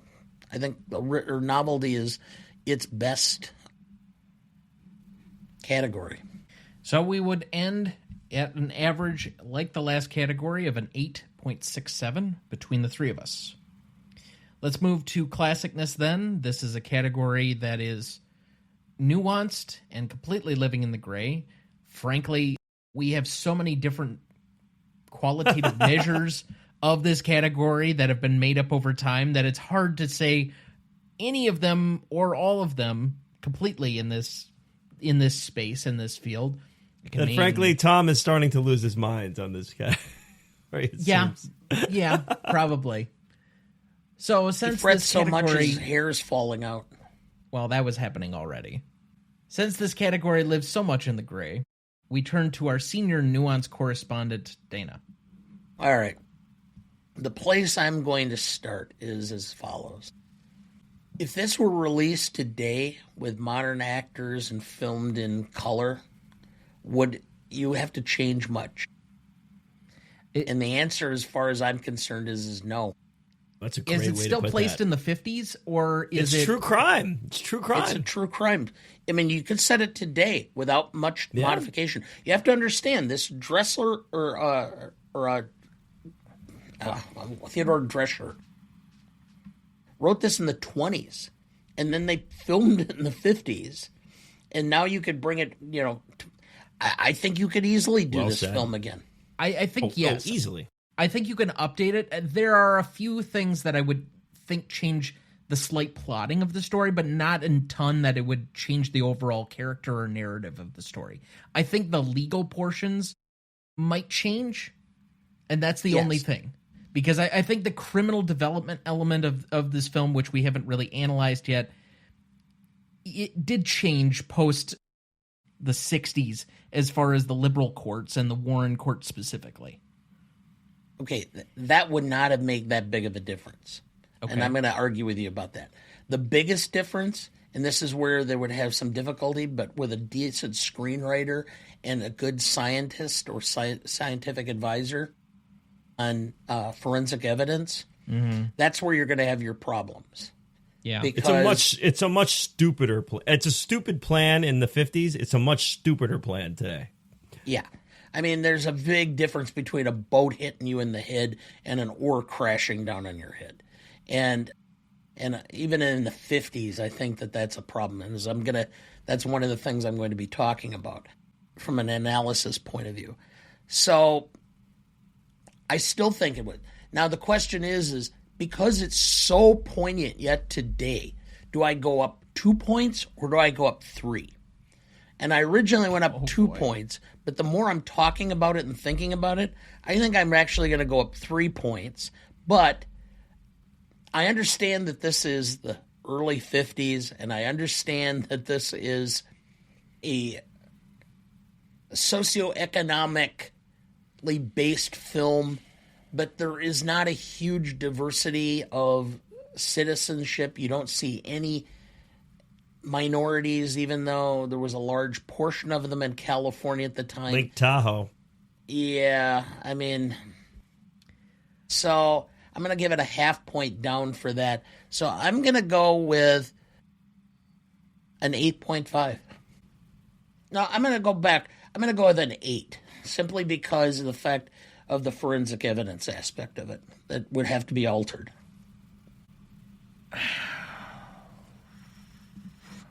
Oh, I love to see people have to ponder after I've finished. You know, there isn't a whole lot that I was going to add, and I'm not sure that I really need to. I had it at +1 for being ahead of its time on a couple of different things. I think the abortion angle of this is ahead of its time for sentimentality of the period, and yet that scene has also aged well in an era post-Dobbs. So that's also relevant. I think it is a bit timeless. So that would have been already 3 points for me from the 6 that we normally start at as the midpoint for this category, since it's easier to take points off for something aging poorly than it is for it to age well. I think this movie has really aged pretty well. The lone caveat I had was a -1 for some of the legal aspects, the trial work and other things. You brought up earlier the smashing of the oar and the potential for the mistrial and some of that. I also think, obviously, as a methodology of execution, the electric chair feels very antiquated. But it's the time appropriate. I know it 100% is. And there is a case to be made that it's actually more humane than what we're doing now. That being said, I ended up at an 8 as well, so I guess I'll just call it that. I think you both made great points across the board, and then kind of scored a little soft on it. If I'm being frank, I have this at a 9. I thought you were a Kieran. I have it at a 9 for everything that was said. I mean, this thing ages perfectly.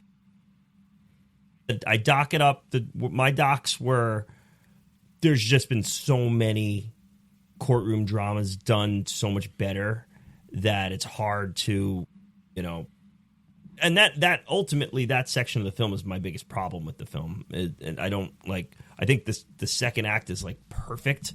And the first act is a little tough to hang with while you're doing it. And then when you look back at it, you're like, oh, wow, that was actually great. I wasn't supposed to love that. We're building a world here. And then the third act gets a little bit here, but they do land the plane. Also, I mentioned the score before. I don't think the score ages great at all. I don't think there's any world where a score like that would even be nominated today. But all that being said, we're talking about subject material from the 20s being adapted to a play, being adapted to a film, and this could absolutely be done if an auteur had his hands on it the right way. It could be done really poorly today, too, if you want to make it just like a Netflix movie or something. Netflix 8-episode series. But there's really not many doc points beyond that. I'm gonna say a 9. Okay, so that is an 8.33 average between the three of us. Finally, we get to rewatchability. Insert your own subjective test here. We do have a subjective test named after our guest for the evening, so I will let you lead. Yeah, so the old one that we worked off of from yesteryears was, would I put it on, would I leave it on? And, man, I gotta say with this one, dude, this is like one I kind of need distance from after I see it. This is a cringy hang at times. Like, there's just, I mean, we're talking about, a pregnant woman meeting the fate that Shelley Winters' character meets. 1,000% with you. The lead up to it, this is not something I need in my life yearly. It's not a joyful movie. No, and I actually think it's better to put distance in between watches with this one. That being said, and this is important to consider in rewatch too, is that I was rewarded greatly on my rewatch this time. Granted, 6-year gap in between watches, so I'm going to go, I think, a 6. And since you went there, I'll just say for the average person that doesn't appreciate this film maybe, or that it's going to be maybe a hard sell to watch, getting them to watch it the first time is going to be one thing. Getting them to try and watch it a second time, black and white, the tragic nature of it, even as star-making as we have in the film, and even if they appreciate it, like, I'll edge on the side of the people that I would be likely to show this to are probably film fans to begin with. I'm going to say the objective score is probably about a 5. And that's probably a little bit more than... I'm probably granting it a little bit of subjectivity there. I came in at a 6. It's a film that I'll rewatch, that I think I would recommend to others and would watch with them.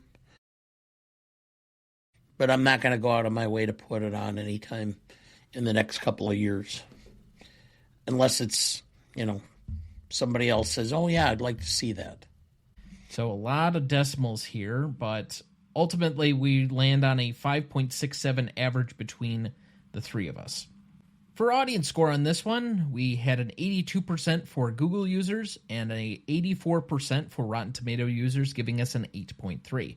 So to recap the categories, we had a 5.5 for Legacy, an 8.67 for Impact and Significance, an 8.67 for Novelty, an 8.33 for Classicness, a 5.67 for Rewatchability, and an audience score of 8.3, giving us a final total of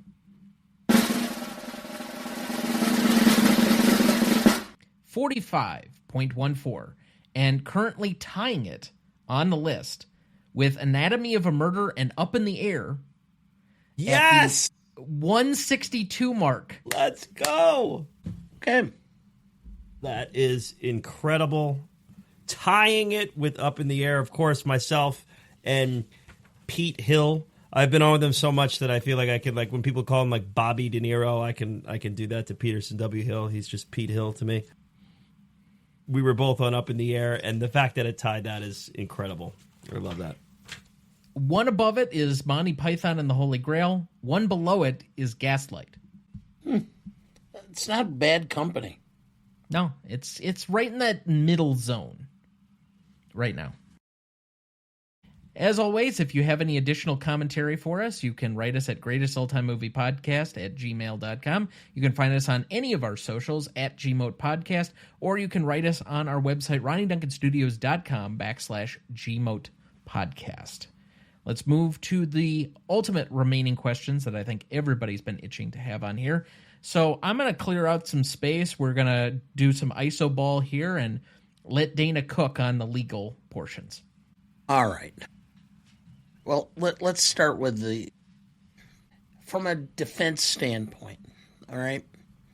The first thing you're going to have to do is, and this was never part of this consideration, you have a very circumstantial case. The prosecutor is going to have some difficulty, okay? Because there is no eyewitnesses. There's no witnesses who can come forward and say conclusively that he wanted her dead or he had made a comment about it. There was no effort to buy any kind of a clear weapon that it would be able to do. So this is a case that would have likely gone to the defense and them saying, hey, look, we have a circumstantial case here. We think he did it. We're pretty sure we'll be able to convict, but there's enough doubt here. What would you like to do? I mean, are you willing to do something? And my guess is they would probably work out some sort of either murder 2 or a manslaughter charge for reduction with the potential for parole after 25 years or something like that. Okay? That would have been the first step, because this is, again, a very circumstantial case. And it's not so clear. Now, the other thing is, and I had to look this up because I wasn't sure how each state differed as to how the death penalty was handled. And in California, the jury made a recommendation, or could make a recommendation for less than. They could make a recommendation for life imprisonment as opposed to the electric chair or capital punishment, the death penalty. So what's going on in that particular case? literally the defense would have been raising that as an option. Going, all right, even if you question his motives, this is not a crime of premeditation per se. It is and it isn't, but there's a plausible story here. At the very least, it does not result to require the death penalty. It should be life imprisonment. And none of that was in here. Now you start looking at it as a defense. Now, I understand that things are different in the 1950s than they are now as far as forensic. Yeah, the modern penal code didn't come out for another 10 years. Yeah. But even then, you can pretty much establish. I mean, there should have been a forensic expert. The pathologist would have been there because there's a difference. There's a significant difference between getting hit in the head with a boat and being struck on the top of the head with an oar. And you're also going to know whether the claimant was likely incapacitated before they hit the water or not. Because if the claimant was incapacitated before they hit the water, there's going to be less water in the lungs than if they were still alive. Because the first thing is you hit the water, you panic, and you start taking deep breaths. And so the amount of water is significantly higher. None of that's brought out in this. There's also in modern day, and I think even at that point in time it started, you could have had a mental health expert testifying for Cliff as to the fact that he behaved as he did after he got out of the water because he was in shock. All right? And so you could have at least raised some plausible story. Then the question ultimately is you have a circumstantial case and you put the defendant on the stand? Wow. He had a definite appeal for ineffective assistance of counsel. Yeah, I would have some question. I mean, ultimately, the defendant has that choice. You can make a recommendation, but if the defendant says, I'm going to testify, you have to let him testify. Now, the number of times I've had clients who have said, no, I'm going to testify, and then I said, here's a form that I said, this is the advice I've given you. Yeah. I need you to sign here saying that you acknowledge that. Later.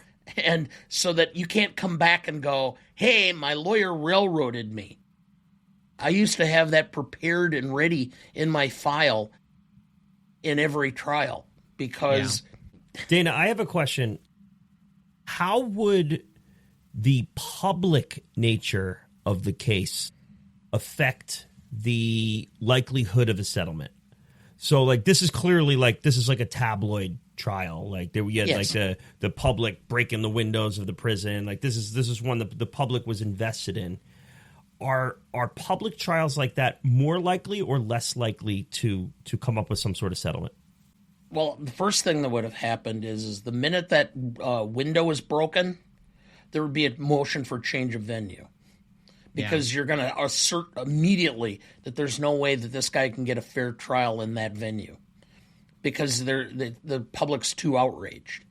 And so you'd be drawing a jury from another area. And the minute that happens, then there's a greater incentive on the basis of the prosecution of changing or trying to enter into a plea agreement. Ultimately, what the state's trying to do is they're trying to get a conviction. They don't necessarily want the most they can get.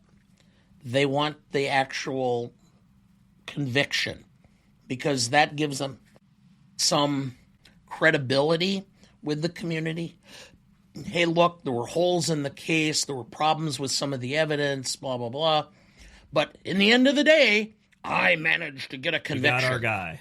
Yeah. And so, and that's ultimately what's going on. And for the defense, I hate those circumstantial cases because you just don't know how a jury is going to react.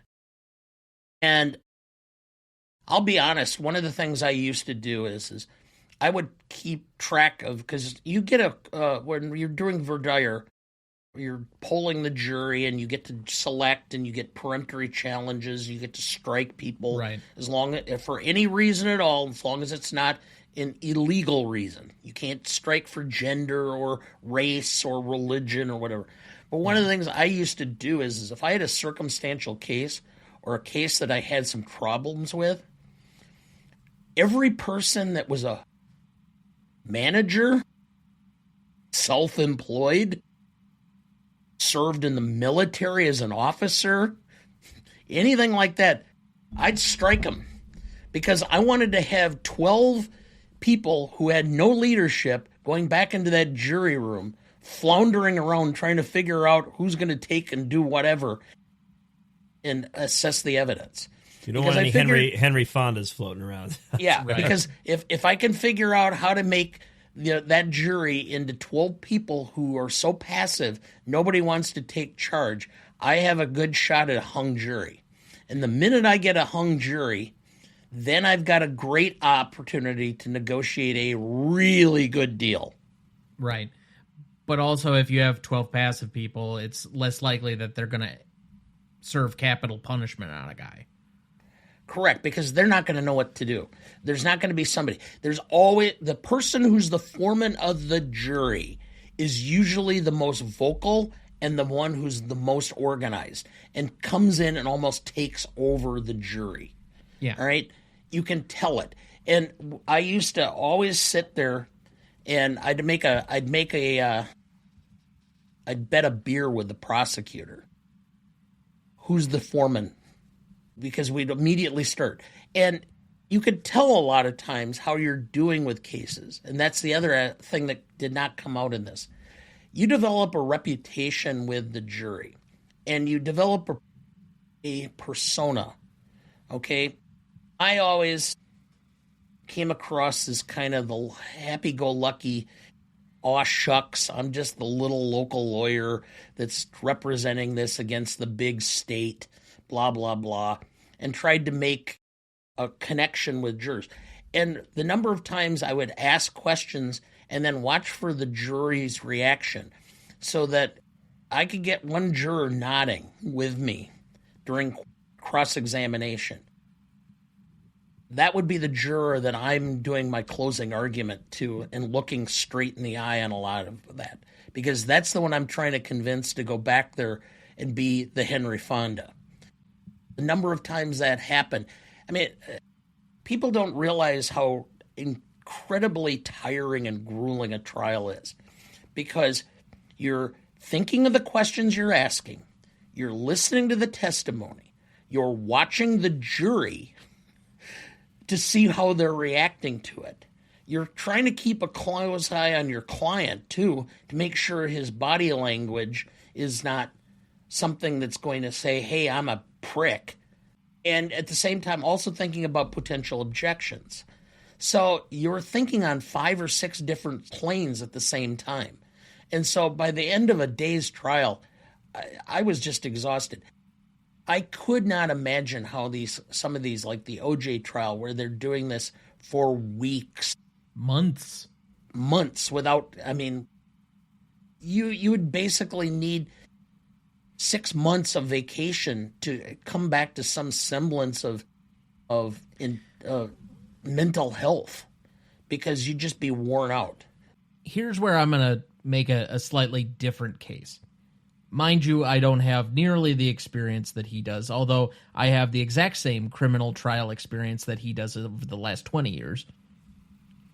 Just for that, throwing that in there. But based on a modern penal code reading from me, I think it's going to be really hard for them to make a true mens rea case on this one, because there's at least some level of doubt in the premeditation. So you said that there was a manslaughter charge. I think that's immediately what you're going to go to. It's probably manslaughter 1 or manslaughter 2, at which point you're talking maybe 15 years, not 25, and probably they're going to offer parole at either 10 or 15. To me, that seems much more in the realm of possibility than the full 25. In 1951, you're probably correct. The 25 to life with the possibility of parole is probably a better deal, but in a modern sense, I think you're pleading that down. I also think that in addition to the forensics as part of this, if you were to update this and with a modern jury audience and such, you're probably getting a jury that's more familiar with true crime, with court TV, with other elements, and probably willing and able to buy into certain defense tactics that they weren't in the 1950s, when it seemed like the onus was almost on the defense to prove beyond a reasonable doubt that the guy didn't do it. So there's some things as far as the legal community, I think, that have developed or evolved considerably from 1951 to now. Well, I can just tell you where I'm coming from. I had the first DNA-only trial in Wisconsin outside of Dane County and Milwaukee County. Yeah. So, and it was based upon, they had started collecting DNA samples from felons, and they matched up my client through the DNA databank. I had attorneys, criminal defense attorneys from all over the state coming in and watching this trial because it just was so novel. I mean, now DNA is so common that most of the time, if there's not DNA, the jury's sitting there going, well, where's the DNA? I mean, if they don't have DNA, they really don't have a case. And that's what I mean. Like, the proliferation of CSI and the OJ trial changed a lot about people's idea of court and criminal procedure and the rest of it writ large for the country. So there's a lot of things in here that, if you place this in a modern sense, would have changed or been a lot different in my mind than the 50s. Now, that being said, and this is a question that I asked myself repeatedly through this viewing, because you keep waiting for him to make a better decision, and it just never comes. What is the last point where he could have made a different decision and there's a different outcome to this film? His behavior after the boat flip. That's my thought, too. Yeah. I think he could have put his name on the boat. Yeah. That would have certainly helped. I don't know if that's the last spot, but that is a spot that I looked at and it was just like, why lie about your name? Everyone's seen you. Your picture's literally been in the paper. Like, right. they're gonna track you here. Like, but this character is adverse to being honest. He cannot be honest. He just lies every step of the way. Which was a question I wanted to bring up: is do we believe him? And that's the brilliance of how the film is shot and how you read the film. He could have flipped the boat himself. The way that scene is shot, he could have stood up and turned the boat. I've always believed him, so I guess I don't know that I do. Watch it. I look at the DA when he's saying, you've lied about everything up until this point. Why should I believe you now? Well, and that's just a good trial lawyer. But in watching it, I'm kind of looking at it like maybe he stood up in a way where he could tell himself that he fell and that they fell and that this is that. It is the brilliance of how the movie's shot that it leaves that gray area in there. But I'm not so sure that he A, didn't tip the boat on purpose, B, could have saved her, didn't, because we never even see that. They don't show that to us. Right. Yeah, that is one of the brilliant moments of this film is taking what do you read that character as? And I actually think he knows he's guilty as he goes to the proverbial the end here. I don't think an appeal would have worked in 1951. I think if this were a couple of decades later, he could have had a fairly good case for, again, ineffective assistance of counsel, because I think his lawyers in this seem to be rather absent and never seem to open their mouth very much. And I know it's supposed to be somewhat of a railroading trial, and we're supposed to kind of like sympathize with Raymond Burr, but at the same time we're sympathizing with Clift. But all that aside, I think that the final point at which he could have changed the outcome and this is probably what I would have advised him had he come to me, is if he comes to me before he's arrested and he says, this is all the stuff that happened, this is all the potential, and you turn yourself in voluntarily and at least try and put that element of doubt in there, I think there's a different outcome. He may not have gotten off scot-free. Most likely he still served some time, but he's probably not going to the electric chair. I used to tell my clients that there's different aspects of a criminal case. There's what you say happened. There's what the victim says happened. There's what the state says happened. There's what really happened. And the stories do not overlap very much. And there's what the jury believes happened. Yeah. And what the state can prove. And I said, you might be completely innocent, but you've had a situation where, all right, let's say this, and I use this example. You're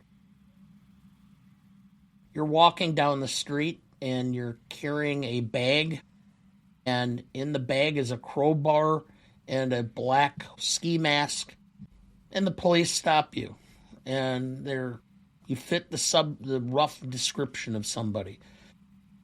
Now, if you've got no priors and you're saying, hey, I'm going over to a friend's house, we're going to be working outside, and I thought it would be cool, your story is plausible. If you have 3 prior burglary convictions, your chances of getting away with that are pretty low. So, again, that's the problem. Their system is not established to completely be accurate, right? No. It can't be. I always said that if I do my job and the prosecutor does his or her job and the judge does his or her job and the jury is properly instructed and acts within the purview of what they're charged with doing, justice will likely prevail. And that's how I always said. I never got anybody off that was guilty because the jury said they weren't. And I never got anybody convicted who was innocent because the jury ultimately said they were. Well, and also you're not responsible for a conviction, so. Because I never had any doubt as to what I was doing as far as my competence in handling the trial. All right, my final remaining question here. Montgomery Clift or James Dean? Clift for me. Clift. Dean's good, but I think he's a little showy at times. Clift is a much better understated actor for me. I think Dean has a tendency to be over the top too much for me. And that's with your and I don't know. What? I've got the bullets is not, understated enough for you? You're tearing me apart. Lisa. Anyway. Any remaining questions for either of you? I have none. No, I think we covered it good. Okay. So, I would like to take the opportunity to thank our guest for being back with us. Kieran, you are not currently scheduled to be back with us until July now for Alice in Wonderland. Summertime with the Living ZZ. Alice in Wonderland. That's before Giant. Okay, cool. I got that on VHS too over there somewhere. So that'll be fun. But please remind everybody again what you're working on and where they can find you. It's Best Picture Cast, just how it sounds. You can find it wherever podcasts or social medias do their things. We cover all the Best Picture winners, and we are headed near the end of our list, as I said before. We also did a fun little thing for the start of baseball season. The guys over at Worst Picture Cast, which is a little bit of an offshoot, but all on the same feed, each kind of picked baseball movies. Everybody watched them and they ranked them. Fun little episode. At the same time, over on Patreon, patreon.com/Best Picture Cast. Myself and my dad, our best attempt at a G-Mote style format. We watched Major League on VHS, and we covered that and did about an hour episode on that. Had a lot of fun with that. So a little love for spring season and for baseball. So it's Best Picture Cast. Check us out. Excellent.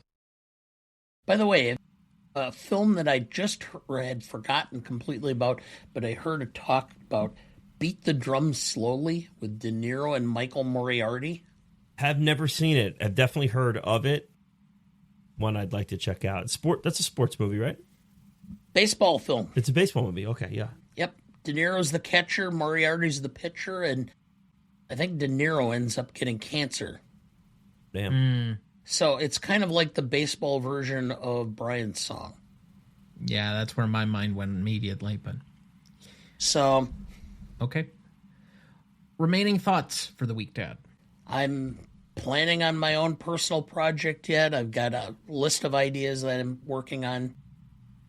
I haven't gotten a real set start date, but I know about when the live time will be set, and I will be making a more formal announcement in the next couple of weeks. Okay. And again, just a reminder to everybody, on Sundays, we're going to be trying to release one, basically a week of First Watch Rewatch. We may take maybe a week break in between seasons. It just depends on the scheduling of all of that. But we have at least the first 4 episodes. We have a 5th one already recorded. We've got, I think, 3 more that we've got to get done for this first season of The West Wing. And then we'll probably change up what we're doing from that point forward. But we have a lot of fun over there. So if you have watched The West Wing before, check it out.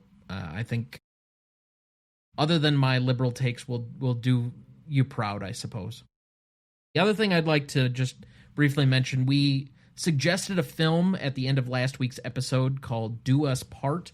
And our friend and frequent guest, Adam Freed, did have a very great review on moviearcher.com this week about the film. We appreciate his time taking out to promote that film as well, and we will again circle back to it as we get closer to a distribution date so that everybody can see that one. But that was a great little find for us at our recent jog through the Beloit Film Festival. And we have the Wisconsin Film Festival coming up this weekend between the two of us, so hopefully we'll find something similar that we'd like to promote. But otherwise, I think that'll do it for us this week. Thank you for listening. I do wish we could chat longer, but I'm having an old friend for dinner. Next week, for our 308th episode, we welcome back 5-time club member and CLP contributor, host and creator of Shea Cinema, Sarah Shea, to discuss The Public Enemy from 1931, celebrating its 95th anniversary. Directed by William Wellman, written by Harvey F. Thu, cinematography by Devereaux Jennings, music by David Mendoza, editing by Edward Michael McDermott, starring James Cagney, Jean Harlow, Edward Woods, and Jean Blondell. You won't want to miss that one, so watch ahead of the show by searching the Real Good app to find where it's streaming for you. That's REELGOOD. Please like, follow, rate, and review, or whatever on whichever platform you have so that more can join in on our fun. You can also email the show at RonnieDuncanStudios.com or at GreatestAllTimeMoviePodcast@gmail.com, or find us on YouTube, Instagram, Twitter, Letterboxd, Threads, TikTok, or Blue Sky at the handle @GModePodcast. The Greatest Movie of All Time is a production of Ronnie Duncan Studios. Our show is mixed, edited, and written by Thomas Duncan. Our music is thanks to Purple Planet Music. Our distributor is Captivate FM. Our technical provider is Riverside FM.